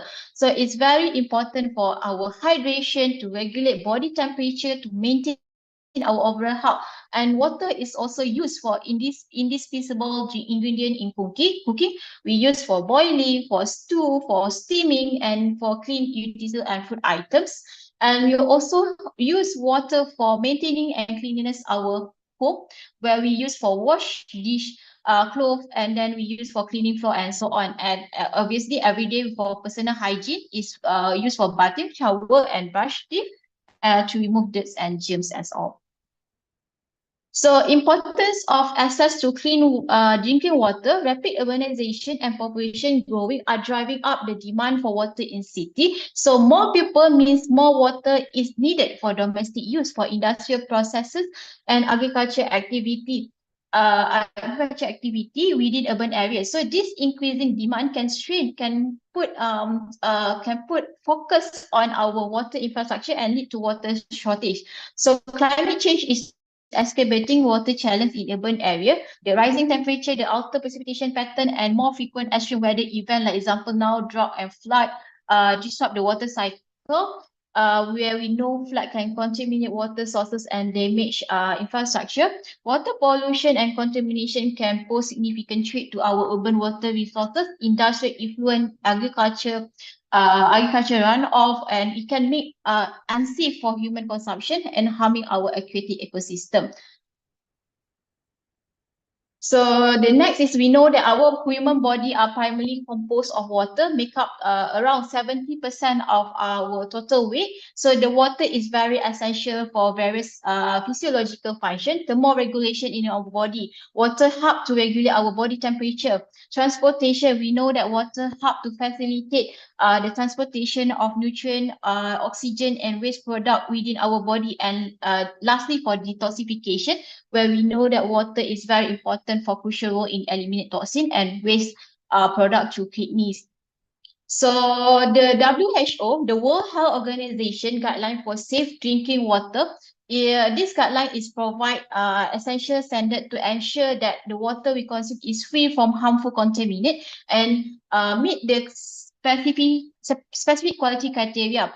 So the WHO guideline address 3 key aspects of water quality. The acceptable aspect, obviously the physical quality, the chemical quality, the radiological quality, and the microbiological aspect.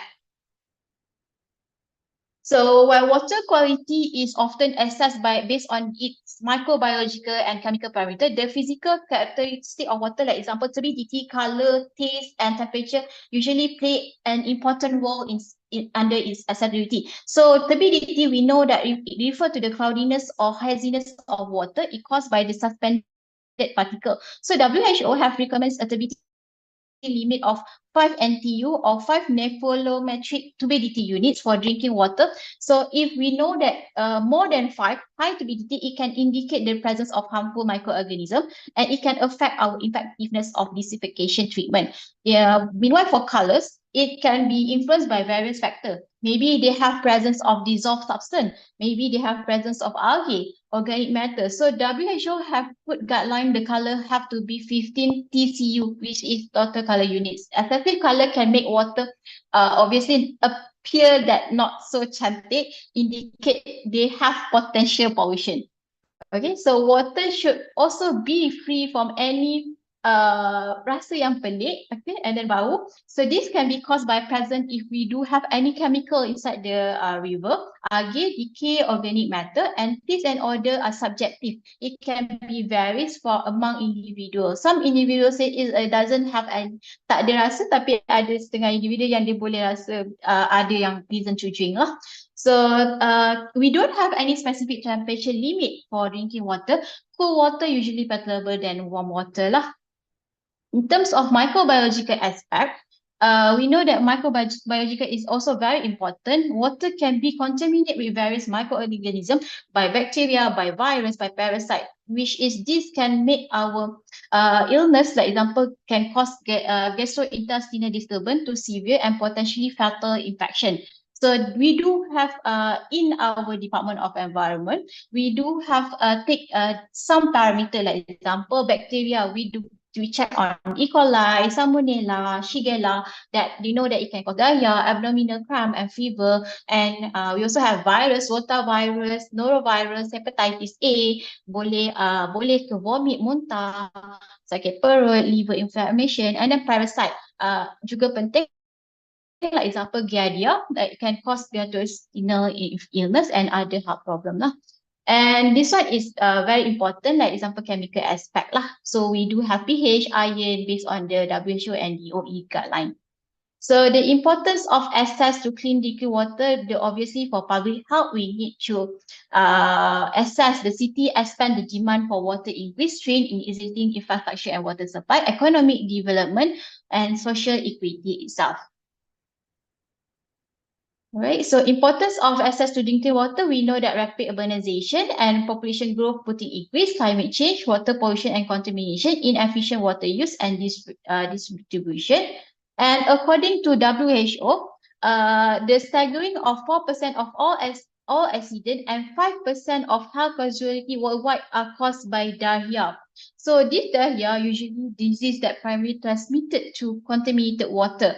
So more, we know that over 50 countries have reported that cases of cholera to WHO, which is a severe diarrheal illness that can be fatal if kita left untreated. Okay, so beyond acute the illness, we do have long-term exposure to waterborne contamination that have devastating health effect. Millions of people across the globe are exposed to unhealthy level of arsenic and fluoride. Okay, so naturally occurring that lead to cancer later, which is ataupun to decay ataupun skeletal damage. So this alarming statistic in WHO underscore the urgent need for us to address the water quality issue. So we need to improve our water treatment and sanitation practice, and we can significantly reduce the burden of waterborne disease. And in the meantime, as association, we need to protect our public health. So we need to work together to ensure that clean and safe water is accessible to all, regardless the population. So diseases that related to water, we do have, as you can see there, water plays a central role. Water-based disease, water-related disease, water-wash disease, waterborne disease. So by right, disease that caused by injection of water contaminated by human or animal excrement, it contains pathogenic microorganism. In addition as well, waterborne disease can be caused by pollution that have chemicals that can affect our human health. Okay, so this is the disease that caused by parasite, which is found in intermediate organism. So usually schistosomiasis and draculaceae. And then water wash disease, usually it can caused by poor personal hygiene, and skin and eye contact with contaminated water can cause scabies, felice tick-borne disease. And then we do have water related disease, dengue, malaria. This one is especially in mosquito that breed on feed near contaminated water. Okay, so back to water conservation measure. So as you guys know, as the student know that water is precious resources, and with growing population and change in climate, it become more and more scarce. So the good news, there are simple things that we can do to conserve water and make it difference. Okay, we start with the outdoor. So we look at the rainwater harvesting. So usually the rainwater harvesting is a great way for us to collect the rainwater and use for watering plants and flushing toilet, where we can install a rain barrel or even simple collection to capture runoff from our roof itself. And then we do have smart watering. We water plants in early morning or late evening, where we know that time is evaporation is lower. So we usually use sprinkle or drip irrigation system to minimize water waste, and then fertilize responsibly. We fix leaking, and then shower smarter. We take shorter shower and turn off the water while let it up. And then we have to keep in mind, and we have to remember that every drop counts. So by making this small change, we can significantly reduce our water consumption and help protect two valuable resources for water generation itself. So where are we heading next? The demand sector, water for people, means safe and reliable drinking water supply as well as sanitation, water for food production, for irrigation, for wastewater, for reuse, for flood management, and we need water for nature, rainwater, infiltration, groundwater, recharge and river flow, and aquatic ecosystem maintenance, water for emergency, like example when we do have fire control and drought relief, and water for industry.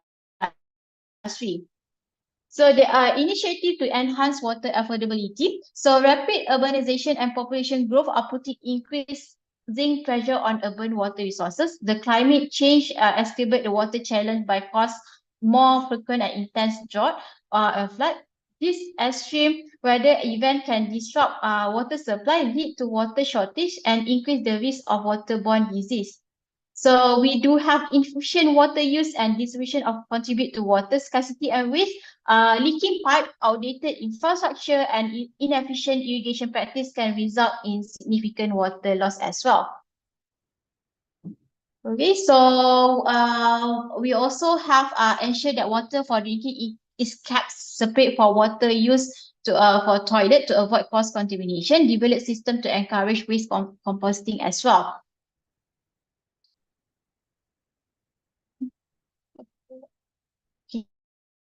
So this is initiative to enhance water affordability. So we usually use the coagulation. We use for the coagulation treatment method. We use the filtration method, and we maintain the physical chemical characteristic of water, and we also use desalination method as well. So when we design urban water system, we have to keep in mind the relationship between various components. So the urban water cycle usually closely linked to watershed. The city depends on the impact, the wider watershed, and then we also have to put in mind the security to the diversity, where we explore diverse and flexible option for water sources. And water should be fit for purpose, where it match water quality for its intended use. For agriculture, water for agriculture, and then it depends on the purpose. And then maximize the benefit, where we know that great potential for water, energy, and nutrient will be recovery for the benefit of the water. Innovative technology can play roles in helping to serve more people with less, and adaptive system that work, which is for our future. And then water should be managed across institutions, where good governance is critical to operationalize the water urban system. We need to involve all the players. It means it is integration of all stakeholders in decision-making process. So this is the case study of Bogota, Colombia. As you can see, Bogota is a vibrant city nestled in the Andes mountain, face a significant water challenge. So the upper reach of Rio Bogota, a vital water source for the city, it has been severely polluted by tanneries. So this pollution not only affect the river ecosystem, but it also affect the public health. So it give impact to our human health. So they come up with a collaborative approach. They recognize the gravity of the situation, and a diverse group of stakeholders came together to address this issue. So the association of trainers, regulator, local government, NGO, university. So this collaboration is very important in develop and implement the comprehensive solution. And the solution itself, it come up with the cleaner production principle, where the focus of the solution was on adapting the cleaner production principle with the tanneries. So it improved the water treatment process, reduce the use of harmful chemical, implement the waste minimization strategy, and then this has led to 90% reduction in pollution discharge into the Rio Bogota. This one is a case study in Singapore. We know that Singapore is very famous with their water system. So even they are small island nation, they have limited natural water resources and has become a global leader in water security nowadays. So Singapore approach to water management center across they do the concept of security through diversity. Means they have invest the multi-pronged strategy to ensure they have reliable water supply. So they use rainwater harvesting. So Singapore collect the rainwater in reservoir and drain. So this water is treated and used for non-potable purpose. Like example, they use for flushing toilet and watering plants. And then they do desalination, where desalination plants cover seawater into fresh drinking water. So Singapore use the technology to allow the tap into the vast resources of seawater, and they have wastewater reclamation, where treated wastewater is used for industry purpose and non-potable domestic use. And import water, Singapore sometimes they import water from Malaysia through long-term agreement from Singapore, Malaysia. So for urban water cycle system is one system. So we need to understand the relationship between various components. Urban water cycle closely linked to our watershed. City depends on impact the wider watershed. Security to diversity, and water have to be fit by purpose. So we need to match the quality to the intended use, like Singapore did, maximize the benefit. And maybe they have innovative technology that can play a role. We do have nowadays the AI in helping to serve more people with less. And then water should be managed across institution and involve all the players. So I would like to share that some snippet that my student did some study in Klang River. So we do a microbiological and chemical analysis. So this is how they collect the sample. Okay. So this, as you can see, we go throughout the Klang River, several locations. We do take for the heavy metal, and then this is for the WQI, water quality. And then we do chemical analysis in lab.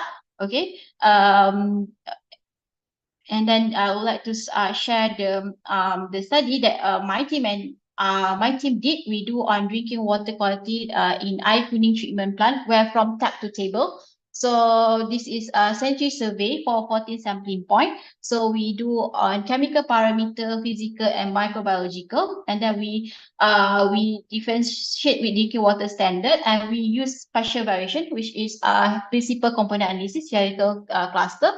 So we do in situ as well, and then we found that the total chloroform and iron is increasing. And then this is a collaboration between Malaysia and Indonesia as well. But this one we do in Klang River as well. We associate with the Harris. We calculate the Harris assessment, and then we do the chemometry analysis. So this one, we found that arsenic is quite increasing, and nickel is below the permissible levels itself. And this is the study in Penang, where we check on the anthropogenic disturbance of aquatic biodiversity. So we check on the water quality together with the aquatic biodiversity itself. I think that's all for me. Okay, thank you, Dr. Azalia. I love the research, Dr. Azalia. Dr. Azalina. Yeah. Is it the research held in air kuning, Klang River? Air kuning. Sorry ya, kejap saya buka. Air kuning, Klang River. This Yeah, one? yeah, this one. So, Okay. the people keep drink the river water in there. No. No. Basically this one yang kami jumpa dia masih lagi dalam limit yang sama. Dia Okay, masih okay. lagi dalam safe limit. And self limit, right? Okay. Yeah. Yeah, because in Indonesia too, we still have any water issue. As an example, any area has limit access to clean water, Oh, okay. Dr. Azalina. Okay. Okay. Yeah, yeah, we know that water pollution, contamination can impact our Yeah. health. Yeah, Betul. diarrhea and Betul, others. betul. Okay, right. We move to Q&A session. Students, we have Dr. Azalina here. She is senior lecturer. So, anyone have a question? Please raise your hand, or maybe you can type in the chat box.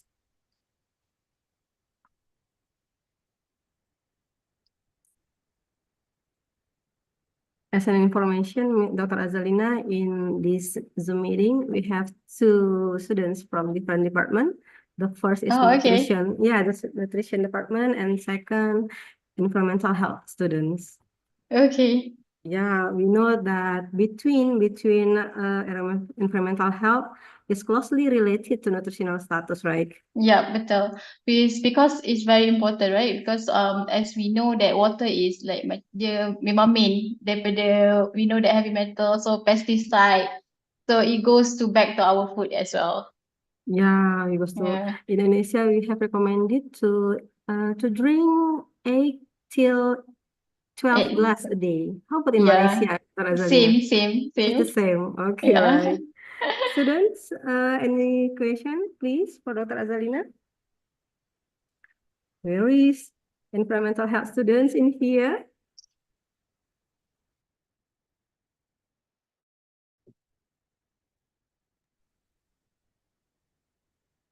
Anyone, please? Okay. How about in MSU, Dr. Azalina? Should Okay. they still in apa? Should they still in the college activity or has in holiday session? Oh, now they are in activity class session. Oh, class Tapi hari session. minggu ni kami ada convocation. Oh, So hari ni convocation. ramai alumni semua daripada semua department fakulti datang. Oh, sivitas ya datang semua. Sudah datang semua. Okay, Bagaimana di sana? alhamdulillah. Yeah, now we come to the end of meeting of the semester. So the Oh, lecturer has entry the mark, the entry oh nilai. okay. Yeah.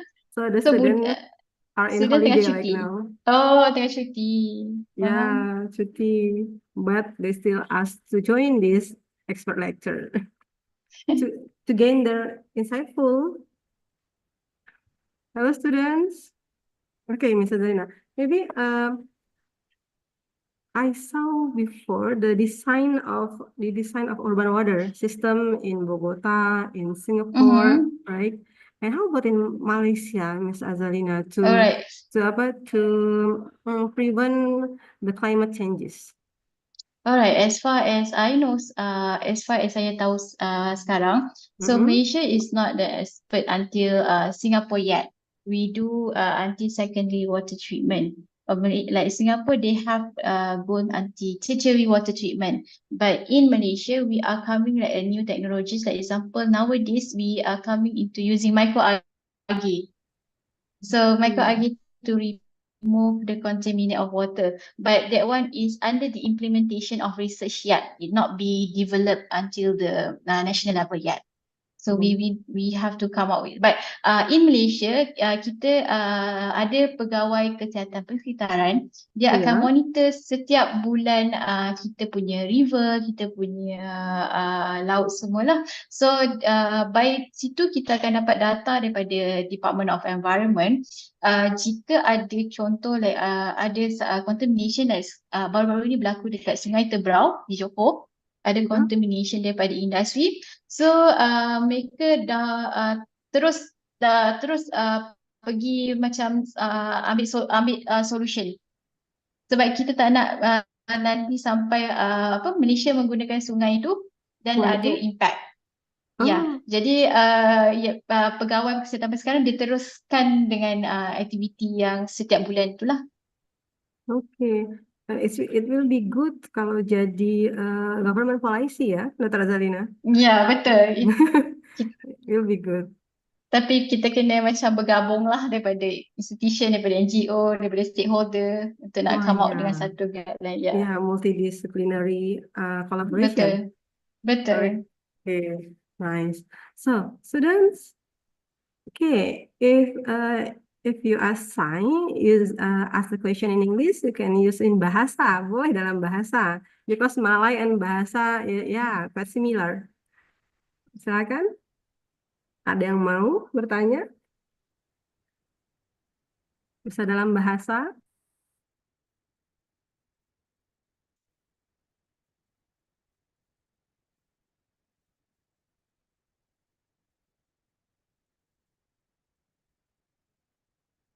Okay, we wait 5 minutes, Dr. Azalina.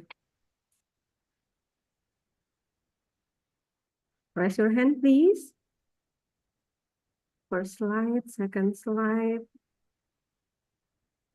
Di sana student dalam diploma kesihatan lingkungan.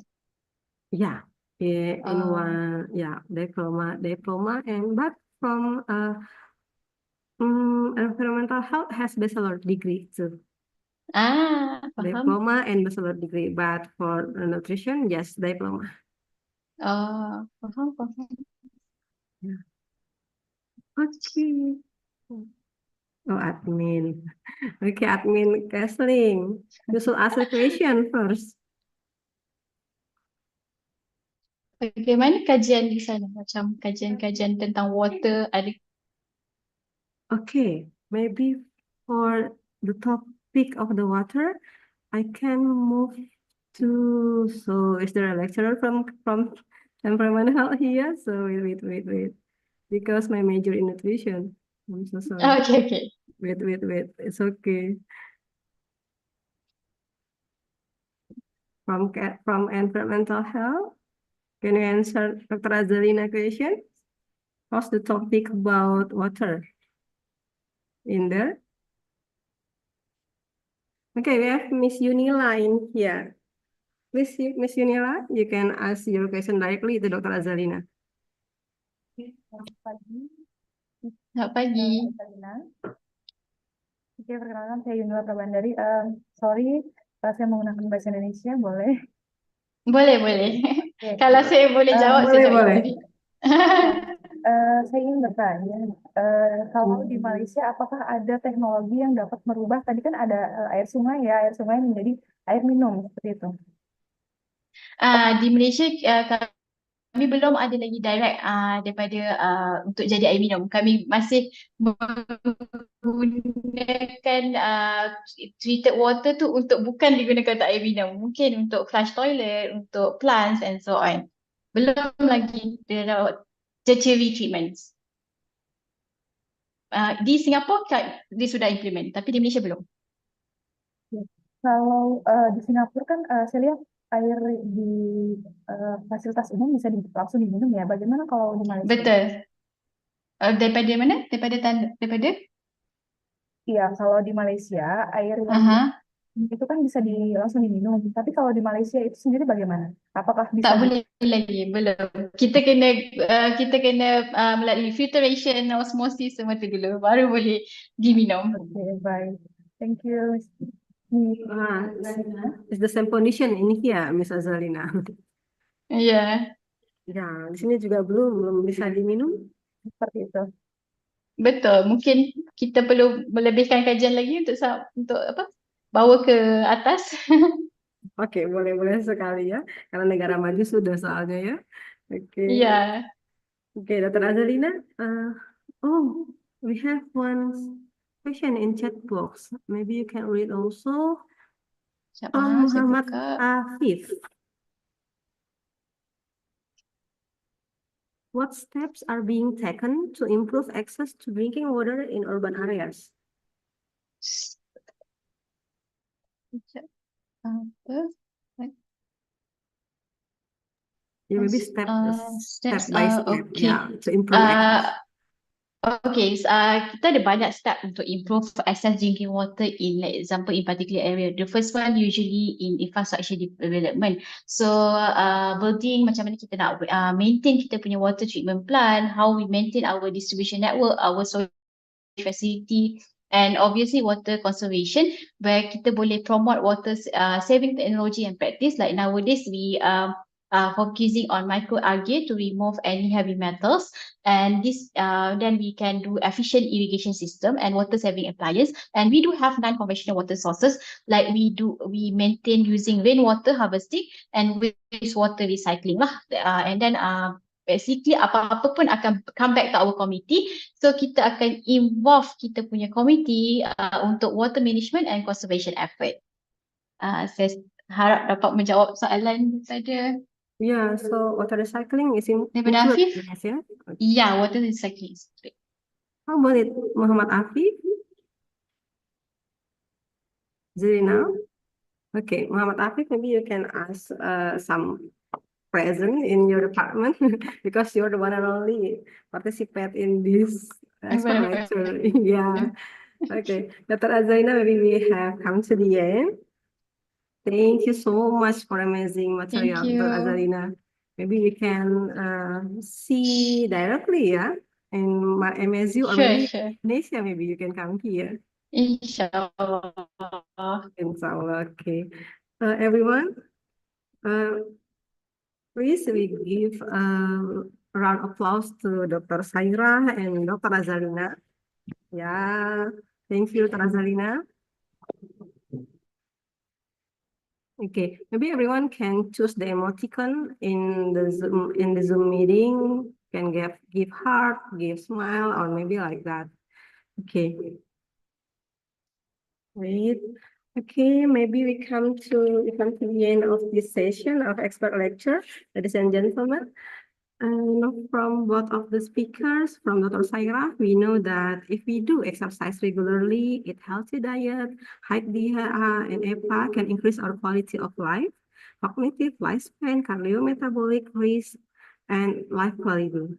But if you have so many stress, like students, maybe so many tasks to do, you will get free radical, unhealthy food, so it can decrease cognitive, decrease lifespan, increase cardiometabolic risk, and decrease your life quality. And remember, breakfast can boost our brain function. And from Dr. Azalina, we know that water pollution and contamination can impact our health, nutritional status, and raise the risk of waterborne disease and organism living. Okay, so we should design well the urban water system in our country. So, ladies and gentlemen, maybe that's all from me. So, I would like to express my deepest gratitude to both of speakers, Dr. Saira and Dr. Azalina. Thank you so much for having here.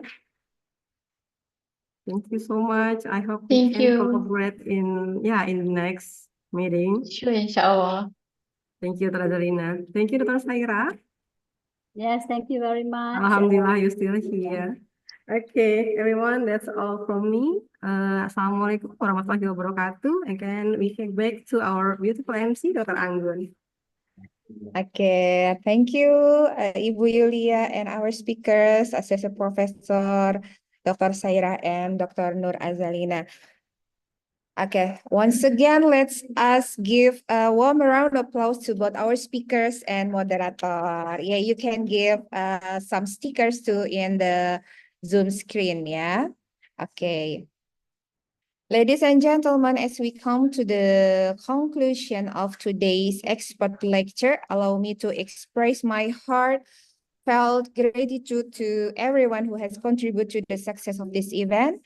And before we officially close today's agenda, it is my honor to personally present certificates of appreciation to our distinguished speakers and moderator as a token of our gratitude.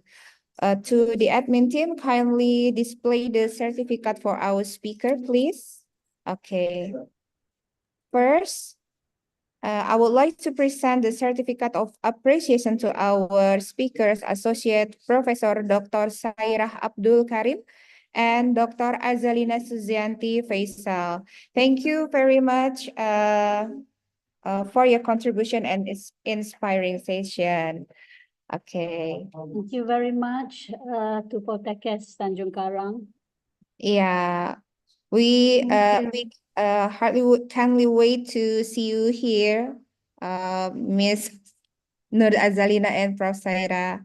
Yes, we are also waiting here. Inshallah. Yeah, Thank you. inshallah. Yeah. Inshallah. Okay, thank you. And next, I would like to present the certificate of appreciation to our moderator.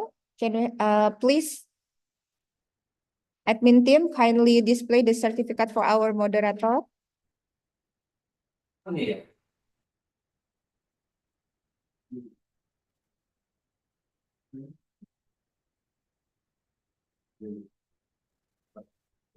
Okay, thank you, Mrs. Yulia, for skillfully guiding today's discussion and ensuring a smooth and engaging session. Hopefully, so much, it will be, yeah, it will become next moderator for the next expert lecture, yeah.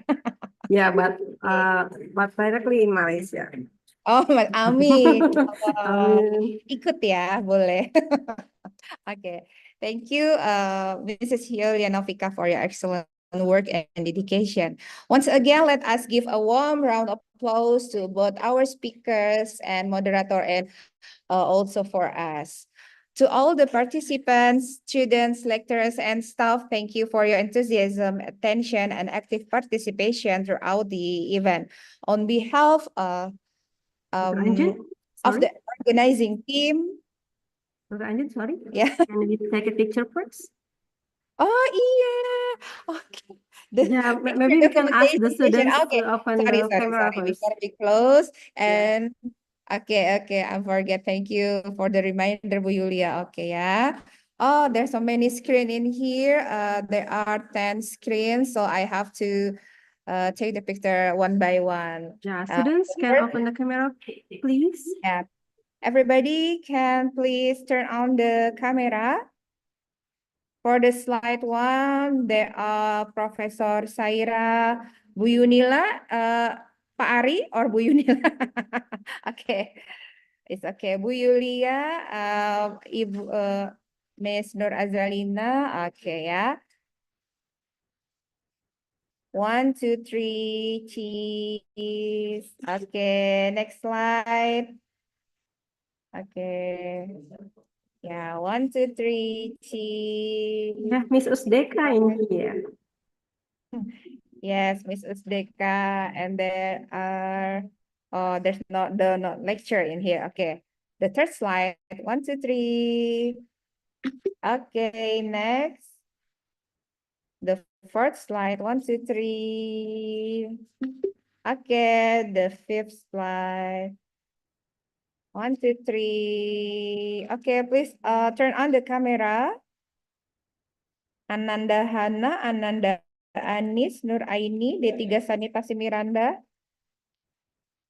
Okay, 1, 2, 3. Next, we have 4 more slides. 1, 2, 3. Oh, sorry. Okay, the last 3 slides. 1, 2, 3. Okay. And the last. Okay. Okay, thank you, everybody.